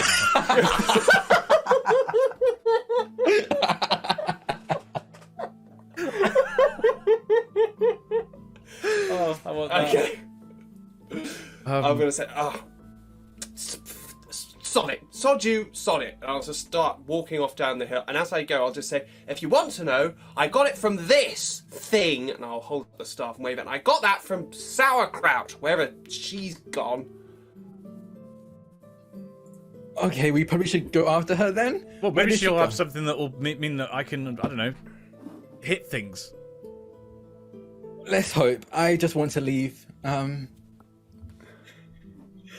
Where did we saw? We saw her run towards her burning home, right? Yeah. Okay. Oh boy. That's still that's happening. Yeah. Are you following? Going down? I wanna dip back into the castle. And is there any like candle like sticks or anything that I can grab as a makeshift 100%. weapon? Well, there's like a torch in a what are they called? I know what you're talking Put about. torches in. Oh, a not brazier. A brace. Brazier. It's not It's the a word for it. brazier. Maybe it's a brace. I don't know. Okay, yeah. I'll just Okay, grab we'll a believe flaming you. torch and I use believe you. No, it's a sconce or something. Maybe it's No, a sconce. that's the name of the dent. The thing in the that it's wall, in, Whereas the yeah. brazier, Oh. the brazier is the kind of It's a sconce! metal thing. That's the name of the hole in the wall. I think I was. Well, anyway, I grabbed it. Yeah. Yes. Out of It's a the scoop. brazier and the sconce. I mean that. Yes. It's an unlit torch. Yes, it's Okay, kind of yes, club-like. like, You could kinda use it as a club. club, Yeah, for sure. And you make your way down the hill. Yeah. Okay, as you are coming down, I think you see the dragon leaving and flying back overhead. Doesn't pay any attention to you and disappears back towards the castle. And you come back into what remains of the village. It's kind of like, look, you've done a lot of scenes where you visit a nice little village and then it gets attacked by goblins or bad guys or whatever, and it's all destroyed and everyone's sad, but it's never too destroyed because things aren't really set on fire and there aren't It was so also many... a family show, so you know. There aren't so many sort of like crying, injured people, and it you know, it looks real. Oh Jesus! Their lives were really in our hands. Do I see anyone on fire or who needs help or something? You could see some people who are injured, possibly not on fire. No, but yeah. Okay, I'll go over to them and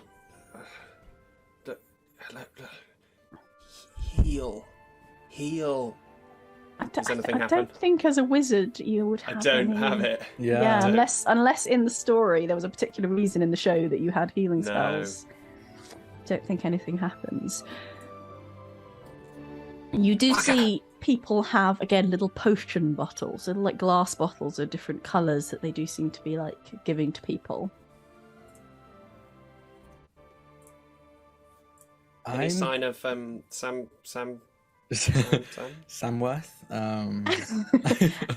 If you look around for a little while, you eventually find Sarafang just sort of sat with, again, the various bits and bobs sort of strewn around her that she's just sort of been scattering as she's been running. Just sort of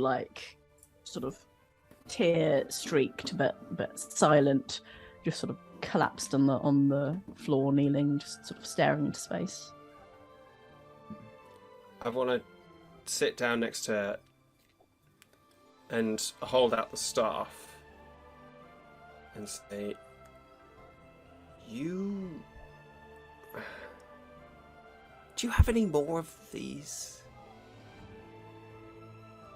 She blinks and looks up towards you, Augustine. Is the staff defective? You need another staff. I don't really know what I'm asking, to be honest. I'm sorry. Are you all right? I'm all right, but Harp Glindle is gone. The dragon took them to the castle. Who? Sorry, who?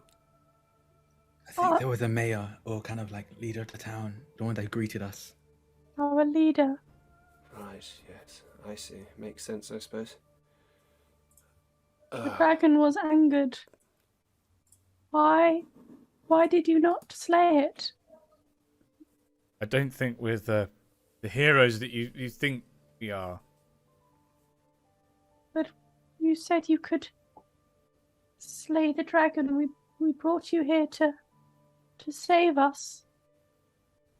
Well, we didn't think it would be an actual dragon. Thought that it was sort of We're actors. Yeah. I have seen you defeat such great foe. Each time you snatch victory from the jaws of defeat. There is still hope, isn't there? You will still pull off a clever escape, a strategy, some way to win.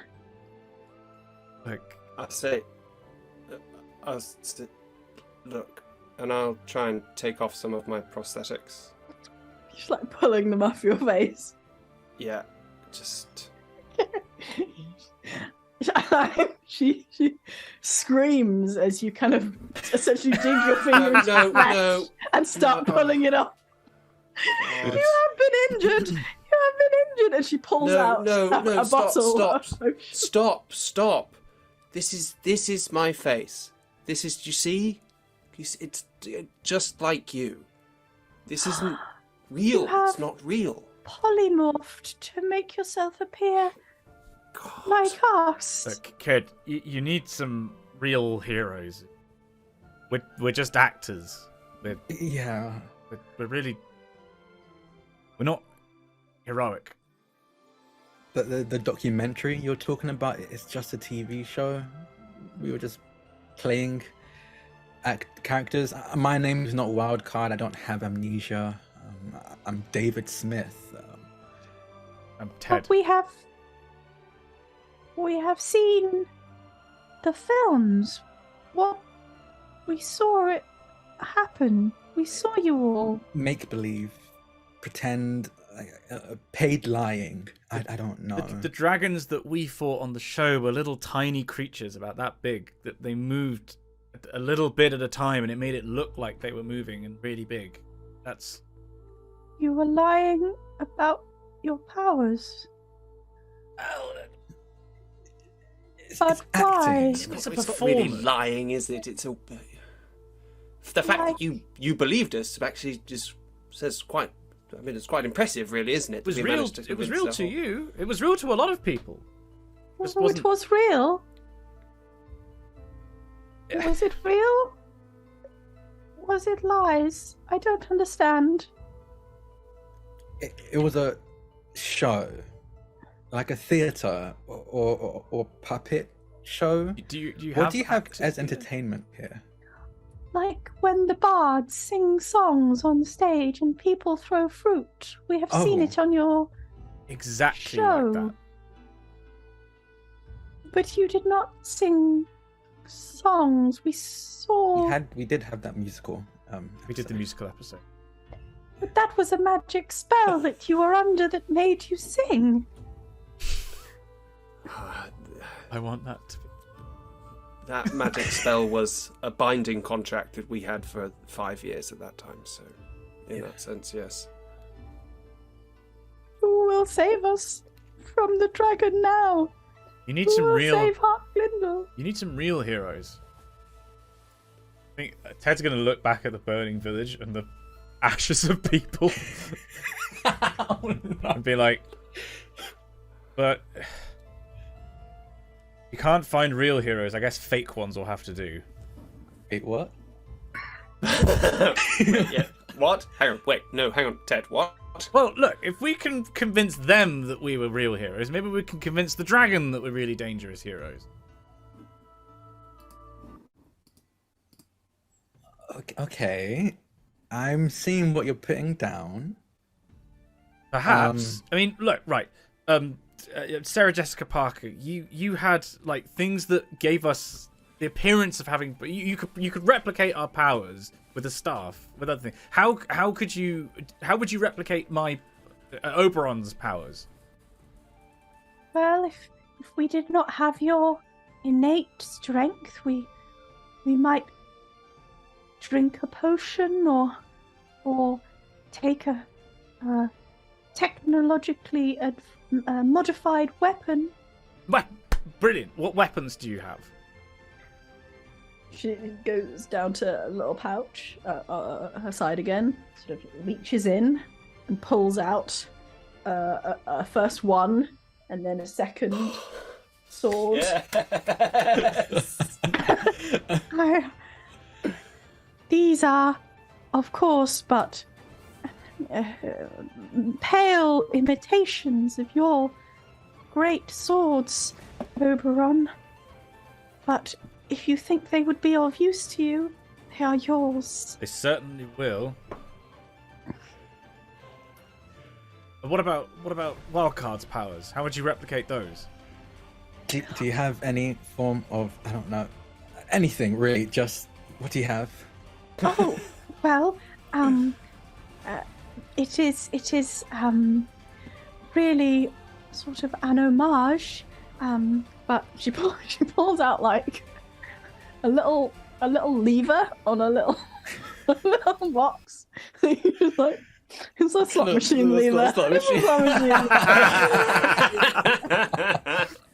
Well, some of our best, not alchemists, artificers, thank you, have designed this to imitate the wildness of your incredible power bestowed upon you by your patron. We did try to speak to your patron. We reached out to the goddess, but alas, she did not find us worthy of communication or the gift of your powers. Yeah, cool. Okay, it just takes a little slot machine. Okay, I'm just gonna use it, I guess, just right there. Just try and use it and just go, I believe in the luck of the draw, and then you put the lever. I actually set this up. I have like a random. Oh, do you? Amazing. Okay. Oh, perfect. Okay. Please. Okay, cool. That is 4. Yes. So as I pull it, it suddenly glows and then just suddenly extends into a halberd. Just a jet black halberd, and I'm like, oh my god. Can I take this home? Let's worry about the dragon first. Oh, okay, yeah. Oh God, Ted! Do you make up these lines, or did you remember them from the show? It's very difficult to know where the Ted stops and Oberon begins, to be honest with you. I've been in the circuit for so long. Look, this is a chance to be a hero for once, not just some washed-up actor who goes around the NCU in Birmingham. Like, let's actually do something with our lives. Yes, at least you do something, Ted. Oh, I think I'm doing great! You really do the well. whole acting thing. You've been on stage and have fruit thrown at you. Like, you're a real actor. Yes, I was on stage. I was. This was the last thing of any worth I ever did. Don't tell anyone. Don't tell... Well, think This about is it it. like This this. is- If we pull this off, you can write one hell of an autobiography. Jesus, Ted, honestly, do you write these beforehand? Do you remember where is this coming from? You just have a straight line to cliche. I just can't talk to you. I mean, I understand the sentiment. That's fine. I'm just twirling the halberd in my hand. This is like real. This could do some serious damage. Oh, okay. Something. Do you have any more strength potions? Yes, of course. This bag of holding contains many wonders. Tell you what, just give me the bag.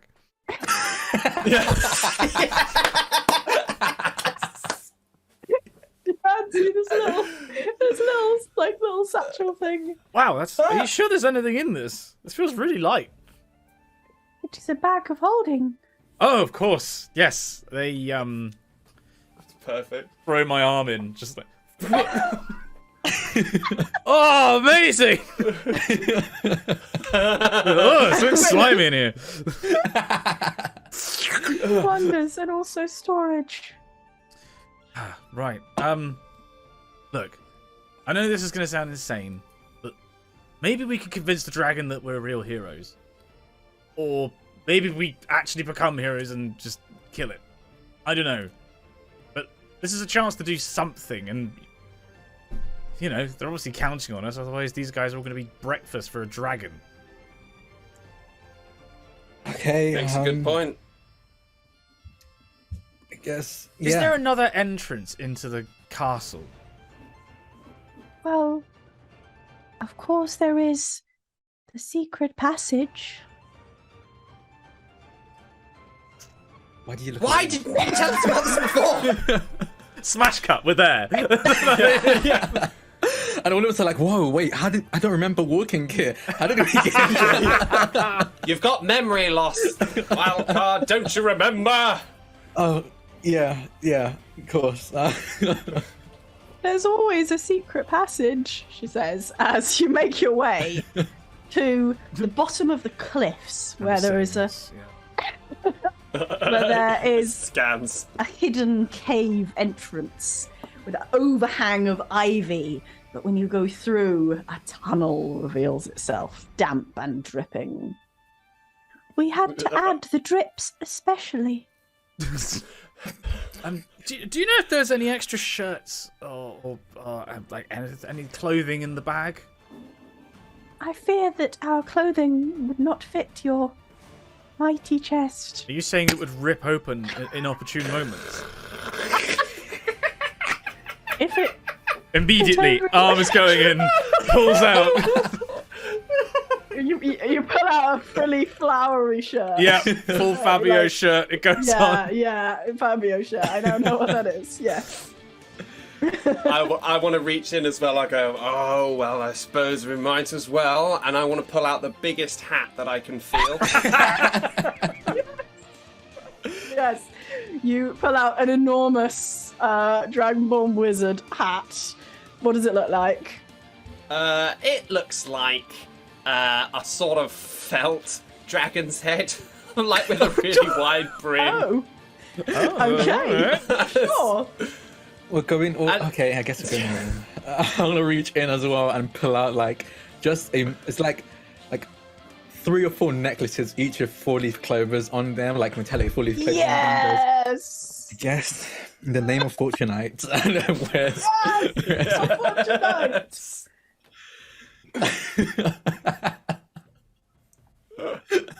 You make your way down the dripping tunnel, and as you walk with, I would say, I think I'm gonna leave Sarafang behind. I think it's gonna be just the 3 of you, the brave adventurers. Must go. I feel like you must go on the mission alone. You step your way through the drips, through the darkness, until you hear a sort of... I'm going to do an alley. A chittering sound. Hello, GM's our usual game, and is very good at chittering sounds. Very good at freaking us out. Yeah. Just full stop. What would you like to do? Oh, God. Can we hear where it's coming from, or is it kind of like general? I would say ahead of you, you can see the darkness sort of going, expanding upwards. The tunnel seems to be opening into a larger space, but it is dark here. Okay. I mean... Light! Oh, blinding light! Oh, God! Oh, God! Fuck! Oh, God! My eyes! Let me get stop! The light goes out. You hear little legs just like scurrying away. I can't see. Oh no, I can't. Help! I'm trying to hold on to them. Just close your eyes for a bit. Just close your eyes. Your eyes are getting used to the darkness again. Just, I've got those phosphine things on the inside of my eyelids. Oh my gosh. August, you burned my fucking retinas. I'm sorry. I didn't know what I was just sort of. You don't qualify it? Can you not just be like a little bit of light? What do you want me to say? Like lamp light? Like Yeah, candle? Say sparking or something. 12 lumens. It doesn't have minutes, you twat. okay, wait. Let me just try something. I'm going to touch the symbol of Fortunite and then touch my eyes and just say dark vision and just try and bring myself dark vision. It's a spell. Dark vision is a spell. So I'm going to cast dark vision myself. You know what? Yeah, sorry, you've got dark vision. Yeah, you've got the yeah. Oh, it worked. Necklaces. Yeah, It worked. yeah. I can see in the dark now. Oh, okay, right. Hang on, if I put my hand on your shoulder, right? Yeah, I'll guide you all. I'll guide you You all. walk. And I walk forward. Everyone's hand on my shoulder. Oh, mind your step. There's a hole there. Ted, step over. Step. Yeah. Oh, As you walk, you're just about to put your foot forward, David. When you see water in front of you, and you realise you've come to the edge of dark, slick, watery surface, and in front of you, you can see a pattern of sort of like stepping stones in the water that you could just about jump to, arranged in a sort of grid. So there are sort of 4 in front of you, and then 4 beyond that, and 4 beyond that, and 4 beyond that. Right, I know this one. One of these will always tell the truth, and one of them will always lie. I go up to the water's edge and look at one and be like, what would that one say? The stepping stones are silent. You see a slight ripple in the water. God.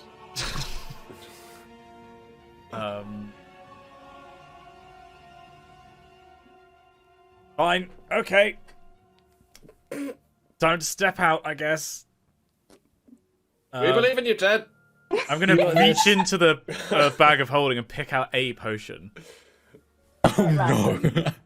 Be like, A random potion. random potion.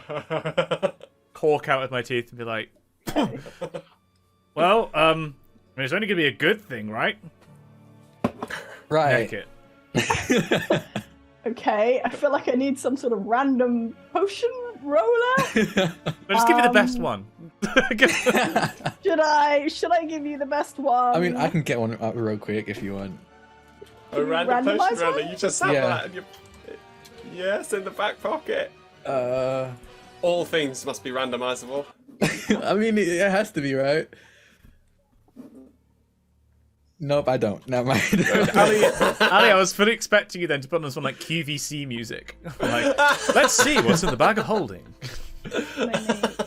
Oh, there. And I might get you to roll. That's a for it. sketch I would love us to do at some point. Is just QVC D&D. QVC D&D. Yeah, all one word, all one acronym. I think there I must be found some... one. I found a potion. It's really good, actually. Do I Yeah. need to roll something? Yeah, go for it. And it just generates one. I just hit generate potion, and it just randomly Yeah. generates one with the effect. I'm Yeah. trying to God. tell you what this one was. Yeah. I mean, surely she's only going to have given us potions that were positive true. things, right? Yeah. I mean, this one could be taken if as the positive. potion exists in the world. Oh, she's This got could- it. This one is so it describes it and everything. So the potion color, a chunky liquid. It's Yeah, blue good. in lit color. Good. The container is like diamond shaped, and a potion effect. Roll a d6 real quick. Roll a d6. Yes. 3. This might be good for you. You suddenly appear 3 years younger. I'm more ripped. Return back time. Amazing, though. Amazing. I don't know what that means for you and the stepping stone. I think I'm a but, bit more athletic, I guess. Yeah, I feel like you could be more. I'm invigorated. No, like, ah, and then leap out onto the stepping stones.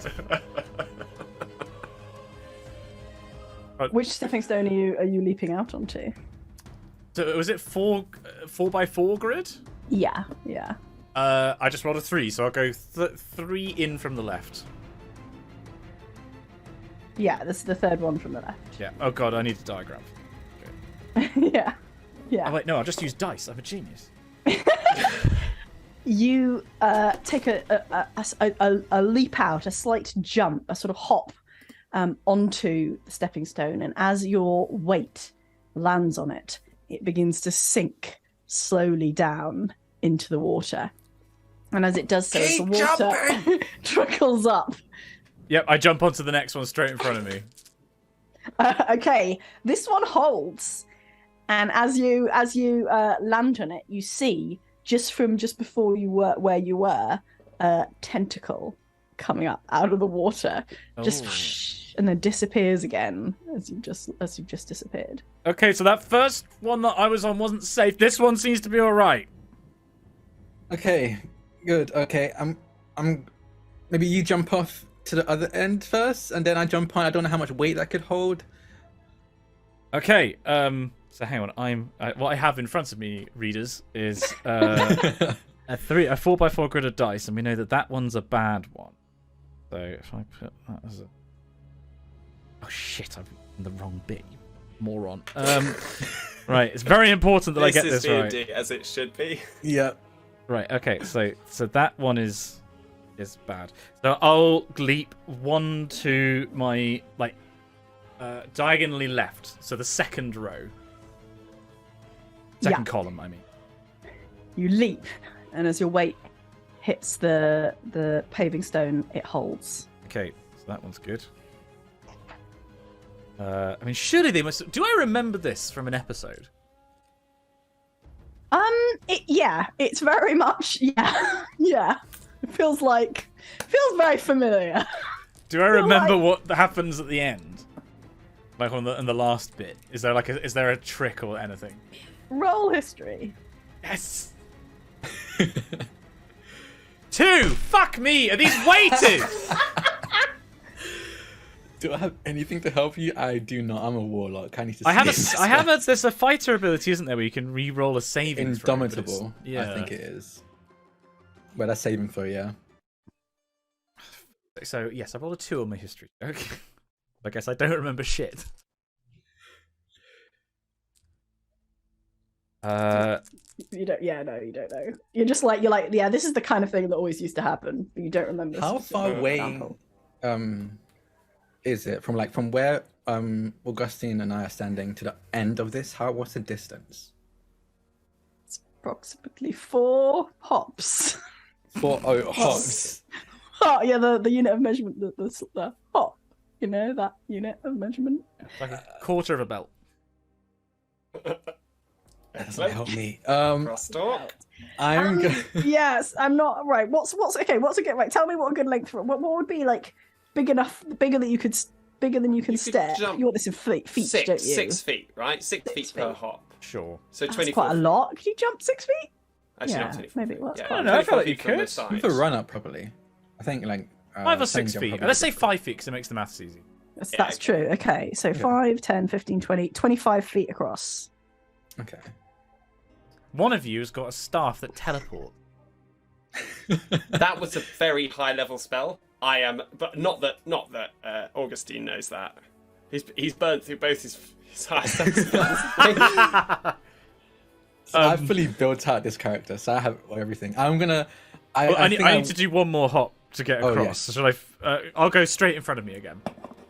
Okay, you leap forward, land as it starts to sink into the water. You once again feel the tentacle, and this time it's ready for you. Grabs around your ankle. Slice at it with one of the swords. Sword! Roll! Yes! Roll sword! Strength? Yes! Roll sword, and it's a +2 sword. Don't know how swords work. I mean, is this cumulative with the +3 that I got from the Yeah. potion? Yeah. That's a 21. Yes! At last! Yes! You slice through the tentacle, and the bit of it that's around your leg stays there, and then the other bit just goes, and then retreats back into the water. I'd leap off onto the land, I guess. And you manage to, just as you're getting deeper and deeper, leap back and scrabble onto the other side. Right. Yes. So the first one, don't go 3 in. Go like the second one. Second one, okay. I think I'm actually going to try something, and I'm going to use my halberd and just say, with the power of Fortunite, and I guess tear a hole in space and use Misty Step to just Misty Step to that. God, you got the subtle knife. Space. Fine, no, don't mind me. Well, thank you very much. I think I remember doing this in the second to last episode. Hold on. And then Cosmos step. A swirl of mist all around Wildcard, and then suddenly a swirl of mist on the far bank on the other side of the water. And Oh. All right, show off. Oh, sorry. Okay. I need to sit down for a bit. Okay. I'll just shout across. Look, I don't really fancy it. Do you have any rope or anything? Or, just a belt. Well, we know that most of them are all right. Just go for go for the second one, and then whatever happens, go for the third one, and that one's safe. The second one and then the third one. Yeah. So okay. Have you got a potion in there or something that might help this? I'm not feeling very, acrobatic. Rummage around, pull out a potion. Drak, I love can you this. do a potion randomizer? I love this so much. Okay. You get a lot of chunky liquids. Chunky grey liquids. Brown glass bottle. Don't tell me what it does. Okay, I won't tell you what it does. But it looks like a blown glass bottle in the shape of a dragon's fire, like it's been flamed. Yes! This was meant for me! I'll pull it out, hold it up, and be like, ah! Yeah. Yes, please! Throw it over. Can I catch it? Is that going to cost me? Oh yeah, hell yeah. Both roll decks for me, thank you. Wow, I wasn't paying attention there. Yes. That's a 7. Oh no. 5. Oh god. What did I get? What was that first potion that I had? Was it Dex? What did I have? The strength. Strength. The We had first strength. one. Oh, It was was- strength. Yeah. The potion just goes plop into the water. Pull out another one. Sort of potion? Okay. I'll do Yes! another one. All of these, I'm going to keep going until I don't get okay, This is cool. great. An almost gaseous liquid that is purple in colour. There is a hollow glass bracelet. So it's kind of it's not even like a whole bottle, it's like a weird band, and there's liquid inside the band of it. Yes, yes, come on! Frisbee it Dex. across. Roll decks for both of you. Come on. 16! To keep Yeah. throwing- 19! Ah, you catch it expertly in your hand, Augustine. Yes! Glug it down. Drak, please tell me this is what I think it is. This is actually really good. Like the last one was out. Can I tell you what the last one was? Yeah. Yeah. The last one was that you start secreting a gasoline-like liquid from your pores. Oh, that would have been so good. But this one is actually really good, though painful. It says, wings painfully grow out of your back, and you grow a eagle's beak. Oh my god. Bird boy! Augustine, you are mutated transformed. This is worse than the prosthetics. And you realise that you can my God. fly. You have this powerful horrible. You could be in the Flash Gordon remake as one of the Hawkmen. Yeah, I'm just wearing pants and my shirt gets torn off by the wings. Oh my Okay, I'll god! just fly over and I'm gonna start. When I get over, I'm gonna start smacking Ted on the head. You bastard! Oh, I didn't know! Oh my lord! Oh, days, okay. Are you okay, Augustine? Oh! I'm gonna pull another potion out and be like, Absolutely not.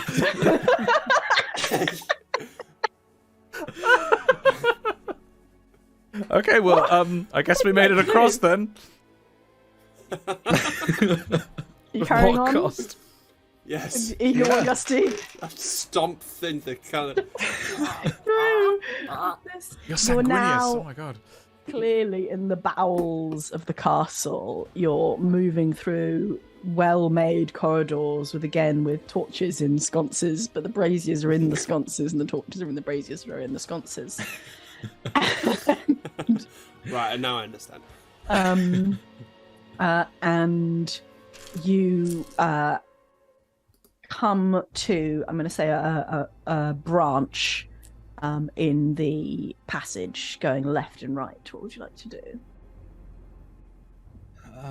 What did we do in the show? I think we always go left. Something like that, wasn't it? It was like There was always it was in the always it was in follow the show your Bible. left. Yeah. Right. Yeah. Someone had one of them. One of the extras had one of those silly phrases about it. I don't remember. Do you remember them? Nice. I can't remember the name, but It'll blur into one. I think it was Matthew. Actually, it was Matthew. It was Matthew. I got invited to. I think he's doing pretty well, from what I understand. Nice. Happily married. I think has 2 or 3 kids now. We catch up every so often. He's still in the industry. No, I think he's a teacher now. Sensible. Good holidays. Yeah. Those who can't. Yeah, he was actually pretty. I think he was a pretty nice good. man. Yeah, he was good. He was a good guy.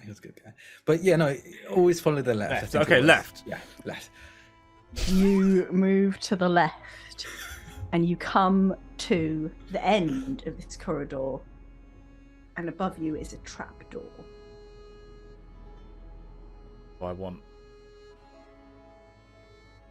I have an image in my head.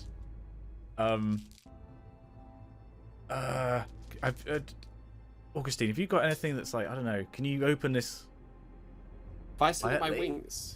You still got wings. I think all of it half eagle. sticks. It didn't How have long- a time. it doesn't have a time. Doesn't have a timer. It doesn't have a time. I'm going to say it will wear off at some point, but I'll tell you. I'm when still that 3 is. years younger. I'm holding on to this. Yeah, yours didn't have a time limit on it Yeah, I either. don't want that to Can run I, out. for flavour, can they be dragon-like wings? Yeah, that'd be Don't nice. see why not. Honestly, that would work. That would fit really Yeah. well. We need prosthetics. Well, I can I'll be make- looking at them as we're walking. I'll be looking at the wings, being like, Okay. Right, yeah. Can either of you do anything like doing it quietly? My thing was always to sort of run in and chop thing.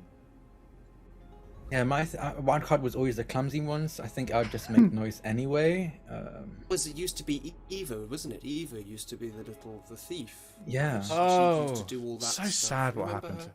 Like that. I couldn't believe it, you know. I mean, to be Wait, let what happened go to her? I after haven't 3 heard seasons, from her in a unbelievable. while. It was that. It was when she on holiday, you know, the powerboat thing. Oh. Oh god. Yeah. That was with Bill Shatner, wasn't it? It was. That man is he's a menace. It's bad luck for anyone who's around him. Yeah. Okay, I guess I'm gonna just open it then. Maybe just Quietly, or yeah, quietly. Just fucking I'm gonna peek. I'm gonna roll stealth for me. yes, do the beep. and do the peep. Sorry. I made the mistake of just putting all of my polyhedral dice in my dice bag with all my d6s. No, there's my d20. Right. Who calls them poly? I love it. Oh, don't. Oh, sorry, my platonic solids. That's a 10. Okay. You quietly-ish lift up the trapdoor above your head, and you're peeking out, and you realise you are at the back of the throne room. You're in the room where you were earlier. Around you are the large chunks of stone of masonry that have fallen in the far end where the dragon sort of had got in and torn down some of the walls. And as you sort of look out away from this large pile into the space of the throne room hall, you can see the large shape of the dragon and a smaller shape on the floor in front of it. What would you like to do? I relay all of that.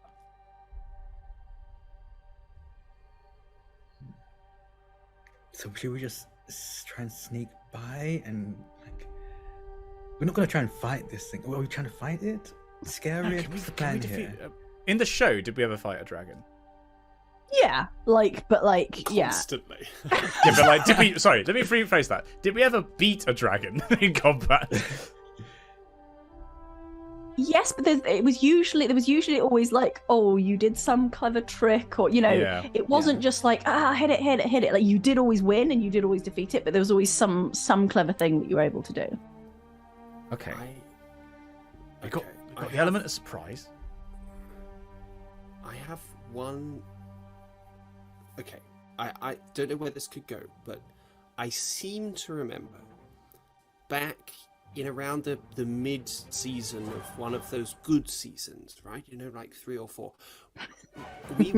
We were fighting some big thing, and I cast a sort of. It was a monster of some sort, and I managed to hold it in place, right? And I think I can do that. At least, if I can't do that, I don't know how I could do all the other stuff. So maybe I could distract it in some way, have it turn to face me, and then if I could do that, maybe you two could do something. I don't know. Look at the bag of holding. You can't look in the bag of holding. No. Oh, so sorry, look at it. Yeah, you're looking. Yes, okay. You're like, yes. You don't really know what's in this thing. What if we just empty it all in the dragon when you freeze it in? The potions. Just empty all the potions into the dragon. Them potions. But all at once. Like, that can't be good for a dragon. It at least cause some serious indigestion. Yeah. It wasn't good for me, was it? I mean, maybe it'll make it really young. Maybe if we make it really small, because it gets really younger, then we can just step on it. How small? I don't know. How big? It's all nonsense. What am I talking about? This is a nonsense world. Right. Any better ideas? Okay, so this is the whole thing. We didn't get to it because the show got cancelled, but I got the script for the next episode or the next season, and I was meant to have my name revealed at some point, and apparently the reason why I forgot my name was because it was attached to a demon, and if I said it, it would summon the demon to the realm. Maybe if I say it and we could just have the demon fight the dragon for us. I'm just going to stop you there for a second. The demon Yeah. thing. Yeah. Was that? What was that? I don't know. I think they're just going. I think essentially I was some sort of reincarnation of the demon lords, and I'd forgotten my name as a way to keep me encased and weak, I guess. But then I would eventually remember the name, and in remembering the name, summon. But if it never got vestiges of me. broadcast, so No. I guess they wouldn't have known about it. So maybe they wouldn't have put demons That's in this true. world. I mean, depending on how much of hardcore fans they are, they could have found out about like deleted scenes and That sort of thing. Lost. leaks There was away that all leak the a while time. ago. yeah. How come you never came back for that documentary, by the way? You know when they made that one about like how the show got cancelled, and you just didn't want to be in it. What's that all Yeah. about?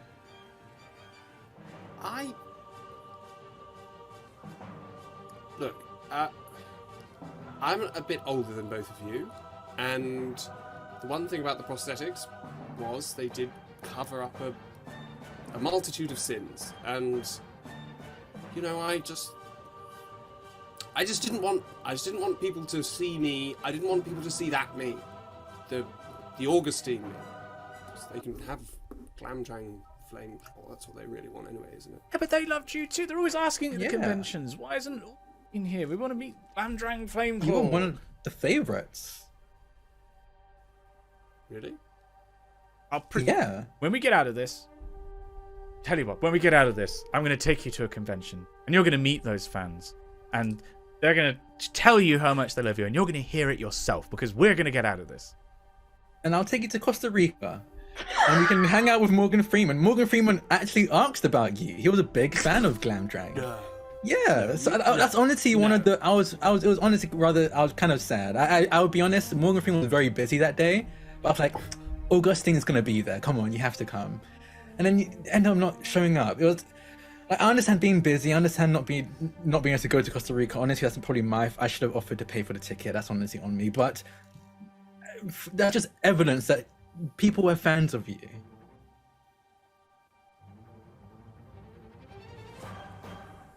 Maybe I was wrong.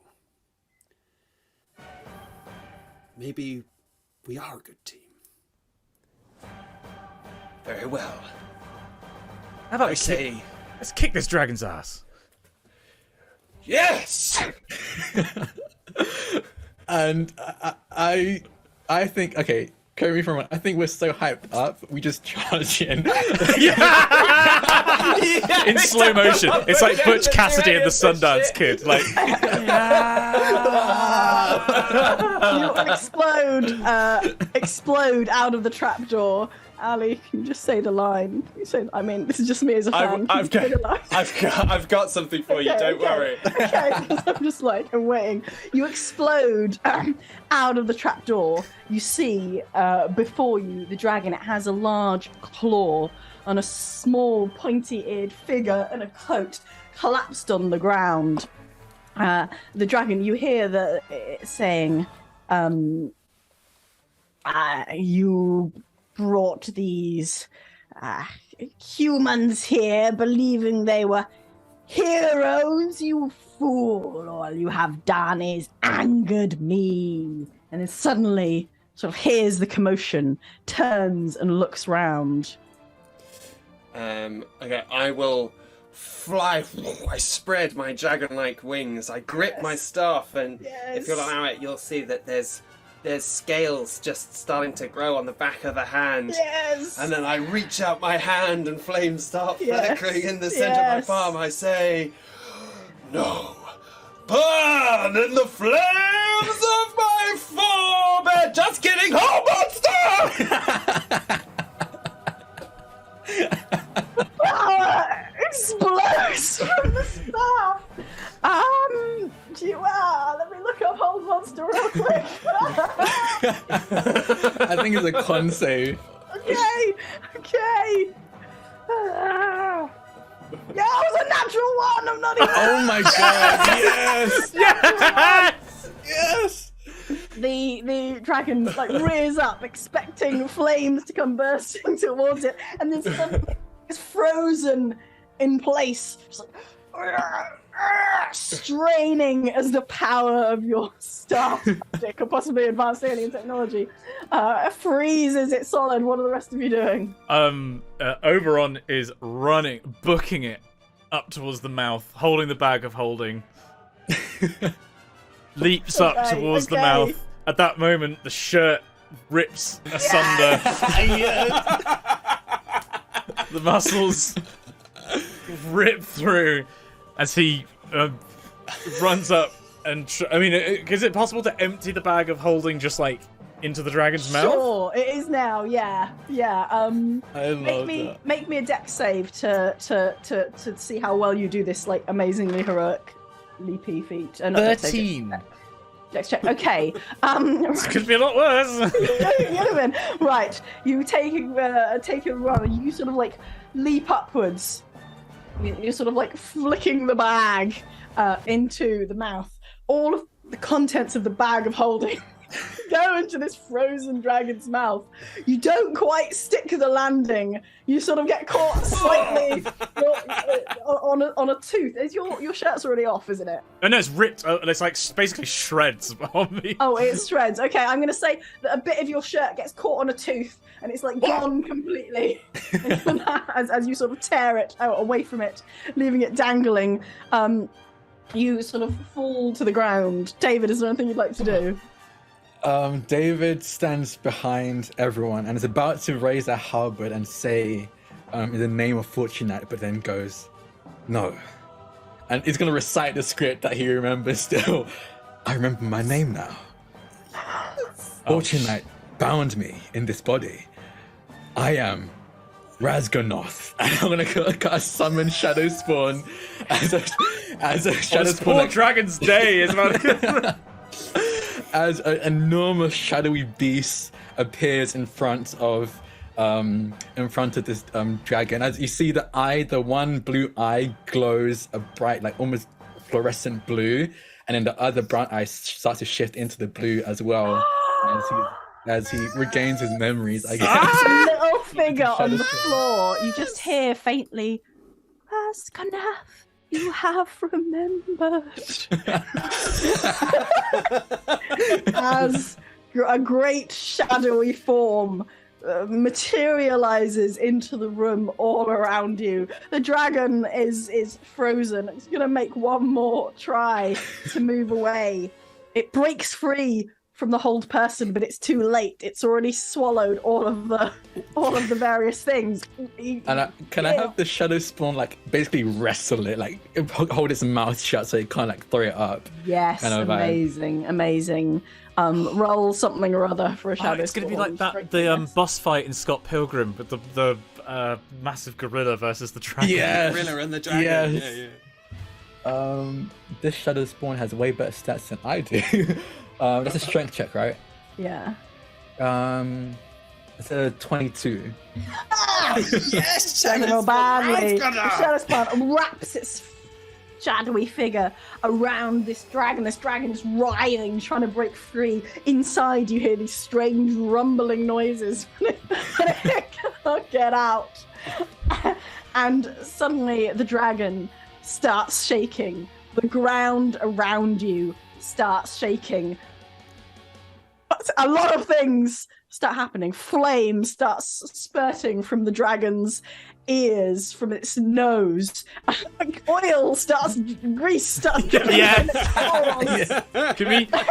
Can we run up, pick up the mayor's, what's her name? Hara Blingdal. Glindle. Hara Blingdal. Pick up the body and like book it out of the room. It's You like, can. she's gonna Okay. blow. Oberon, you run. You expertly scoop up. Slow motion running. Slow run. You all three, you're turning, you're running in sync. Oberon, you're in the middle, carrying window. The other two on either side with the staff behind you. You see the heat, the smoke, the shaking. Masonry starts falling from the castle as you run through the corridors. You're dodging bits of stone that are falling until finally an enormous explosion just as you reach the front doors. Slams over the front doors and propels all of you flying through the air and then onto the grass. Yeah. Oh my god! Serious pain from the explosion and the landing, and it really, really hurts. You're not really okay. Oh, my rib. I think I broke something. Oh. Yeah. Anyone else hear anything? Wait, did we win? Hop Glindor's lying on the ground. You have saved us. I knew you were real. Can you say that again? heroes. The ringing's like. Can you say that again one more time? Oh, what did you say? What? I was saying that. Hello? While we have swords in our hands, we have hope. I believe in the luck of the draw.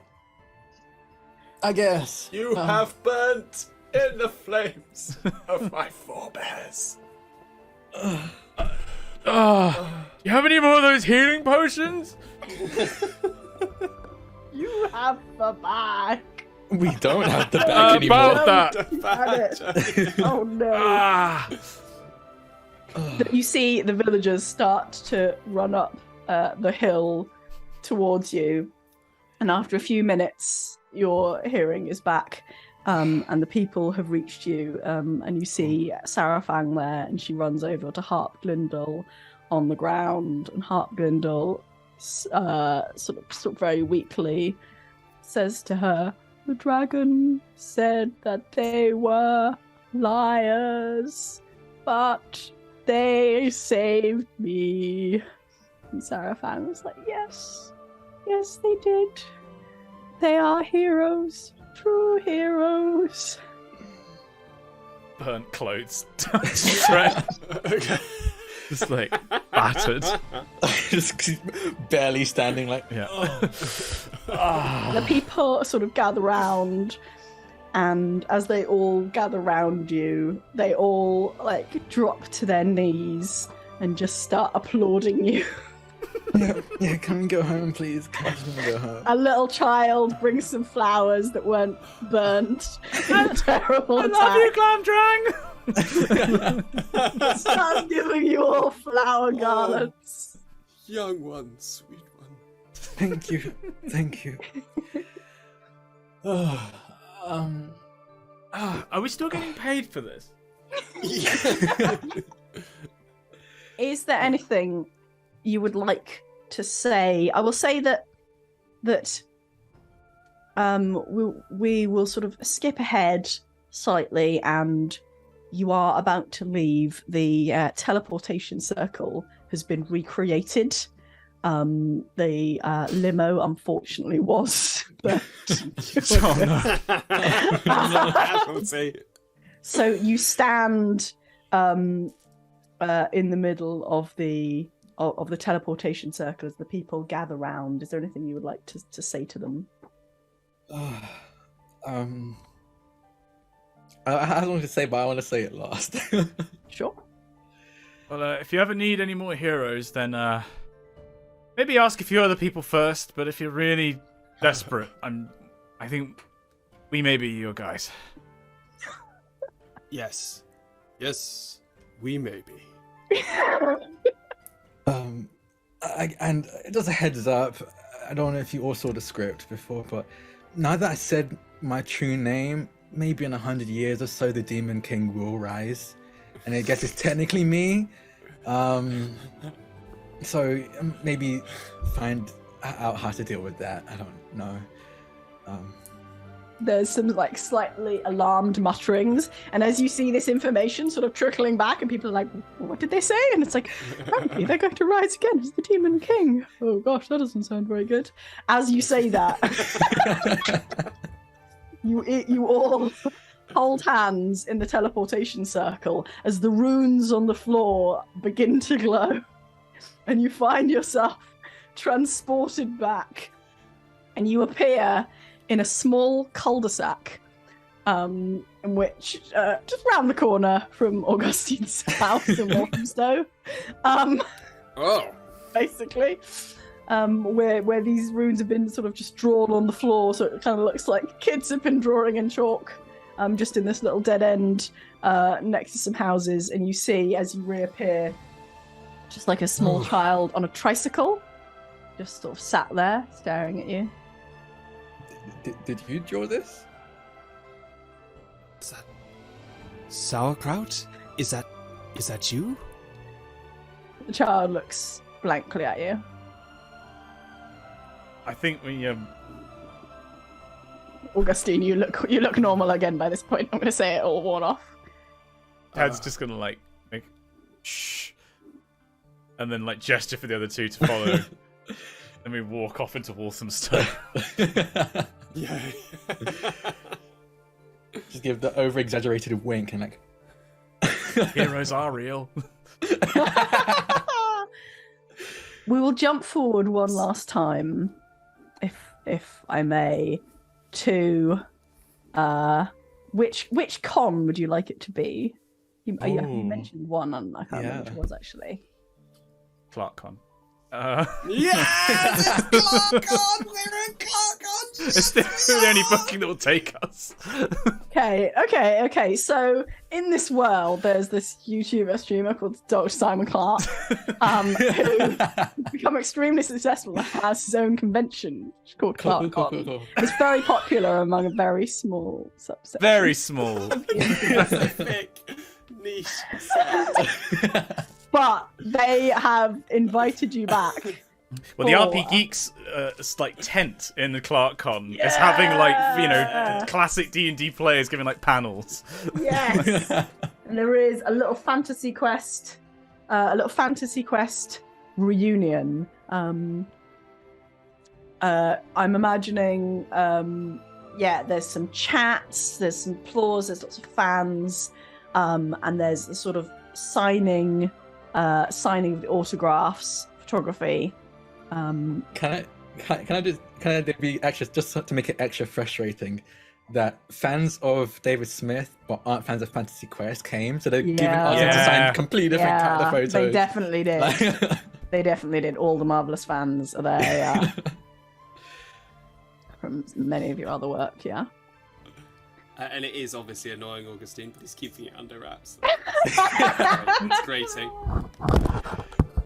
is there anything that you would like to show as a sort of final little moment? This can be sometime in the future, so you can also sort of see what. I feel like at ClarkCon, I would like to be sat in the RPGeeks tent next to Ted, if Ted will allow it. And after the con's over, like this is the sort of so we've signed drink, the last autograph. yeah. People are cleaning People up are gone, around us. yeah. There's, We're hanging out with like Hoovers going. Bates and Yeah. Shamini and like the They sound RPGeeks. cool. The real They sound really stars cool. of the show, Yeah, right? And yeah, we've yeah, seen yeah. glimpses of Dr. Simon Clark moving around, but we don't know when he's going to turn. He might turn. He might come. no, you never know. And we just both have one of those like bottles of that, like cheap bottle beer that you get at like conferences, and we're both just drinking and- I'll say the three of you are sat there in the sort of Yeah. performers area, drinking together. I just want to. I think I just have a moment of quiet. Sometimes where everybody suddenly just starts doing something else, and it's just the three of us. Maybe No I one's just paying attention to you anymore. share a look with both of them, but that's it. You killed a fucking dragon. I killed a dragon. Yeah. Wait, I want to try something, and I'm just gonna go mage hand. and just try to cast mage hand. Just like, no, okay, no. Nothing. Do a little fart. Sorry. The sandwiches here went straight through me. Who goes for mozzarella as the default filling? It's such a strange choice, isn't it? Yeah. And we will fade out over the conversation of mozzarella in the ClarkCon sandwiches. Oh my god, Shamini! And that will bring us to the Fantasy Quest. Thank Oh my you God. Good. I think so much to my three fantastic players. I am so happy. This truly was a really character-driven story, and I'm so over the moon about that. I was like, I don't know what the plot is. I guess there's a dragon and some stepping stones, and we absolutely brought it to life. Thank you so much. I think that was my favourite one shot we've ever done. I love that. That bit. was so good. It was really fun. And Oh. I mean, I think Drak, if you ever want to come back, I'd love And to. do an entire do a whole just- campaign of this. Fantasy Quest. Yeah, I would love to, honestly. make the Fantasy Quest series. We get to just set up a whole production. I was kind of really hoping that someone would cast a power or use an ability where you'd be actually horrified as a just as a normal person. I mean, transforming. Like, he had an eagle. Oh, yeah, he had a That's beak. pretty bad. That Yeah, was, you turned it into a fucking that wasn't eagle. great. That was God. pretty gross. So, shall we, before we wrap up, let's have Drak. Let's have some plugs. So we've got our Twitter handles in our overlay, which is so for Drak it's at Drakoniques. Oh no, I think everyone will be able to see this. No one should not be able to see this. So have a look. But tell case us you can't where to spell it. find you. Yeah, so you can find me on Twitter at Drakoniques. It's Drakoniques. I stream all over the place. So you can find me on Mondays over on Exquisite Corpse Party is the name of the channel, and Divine Intervention on Tuesdays at 3 a.m. in the morning. So if you're up at that time, UK time, come check us out. I play Kronos there, the deity of time. On Tuesdays, I'm over on Table Story at 9 p.m. I keep saying, want to say Eastern. No, 9 p.m. UK time. 9 p.m. In a campaign called Kingmakers, where I play Disgraced Heir. God, I think there's something else. On November 12th at 8 p.m. UK time, you can find me on Vanna Channel, VANA, in a Shakespeare campaign called Higher Education, where I'm playing a Gorgon, which I'm very excited for, Medusa Gorgon, who is a graduate trying to study for their final exams and possibly ascending to godhood. God, what else? I'm also the co-founder and event organizer of Friends Roll Dice. It's a TTRPG Twitch channel. Yes. So I'm kind of like behind the scenes of all of that. I always forget to mention That's that. the one expected you to mention, actually. I always forget to do that. So yeah, I organize and put together a bunch of games for a bunch of different people. Usually done a bunch of indie games with people who are new to TTRPG, so it can be a safe space to just get into it. So if you want to check that out, Friends Who Roll Dice on Twitch, Friends Roll Dice on Twitter, if you want to see us post tweets. We've got some very cool things in the works coming for the new year. So amazing. Is that in more UK time zones or a variety? We're at this point we actually have a variety, so it's like all over the place. Okay, some are really good time zones, some are very terrible for UK. But we have a variety of different stuff, and also we have it on YouTube as well. So if you want to catch it later on YouTube, you can catch all of the games there as well. Wonderful. Drak has been we've been wanting to go on for ages, so we're super glad that we've finally been able to. So good. So good. It was so much fun playing with you all. Like I said, UK TTRPG peeps, we're coming for you. You're gonna take over the world. Watch I have out. so many recommendations that I'm apparently not alone in the UK people playing on American time zones, and I'm like, we need to just get everyone together. Yeah, absolutely. So I'm gonna do some RPGeeks plug, which you guys already did in ClarkCon. Just like I just couldn't resist. I'm sorry, that was just the stupidest. Very nice. So yes, we have been and are and continue to be the RPGeeks. You can find us at RPGeeks DnD on various places such as Twitch, YouTube, Instagram, TikTok, and Twitter. I saw we had someone who found us from TikTok and was catching their first stream. If you're still around, hi. Boom! TikTok. That's a goodie. Yes. I love our TikTok. Our TikTok has a lot of very fun science facts today. It's been not a terribly sciencey stream, apart from our arguments before stream started. Yeah, we were talking about science whilst we were not on camera. Literally before, not for you guys. Yeah. But hey, I've got it. I've recorded it all. That's for the Patreon. We don't have a Patreon. One day we'll have a Patreon and we'll be like, would you like some bonus science facts? But our TikTok has loads of science facts. Our usual shows have loads of science facts. Usually we have a sci-fi campaign. We'll be back to that in a couple of weeks. And we try and explain the science behind everything that happens. In this game, I was basically like, yes, this is definitely all alien technology, but I'm just not going to explain how it works. The whole... I like the fact that it went unexplained. It's just alien technology disguised as magic. And you're like, damn, this must be some high-tech stuff. Yeah, it honestly gives me Doctor Who energy, Doctor Who vibes. Yeah. Like, we have a TARDIS, how does it travel through time? I don't really know, but it's technically alive, I guess, as well. I don't know. I just really love the freedom of your just inventing random stuff, which I didn't know how that was going to go, and could have been a terrible way to run a game. You just do whatever you want, but you really just brought it off so good. Anyway. We got so lucky with the random potions, by the way. That was I'm really happy we went down that route. That was really good. That first one would have been very awkward. Just this leaking gasoline.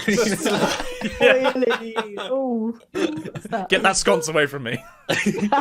Leaking gasoline. I'm about to fight a red dragon. That would not have gone great together.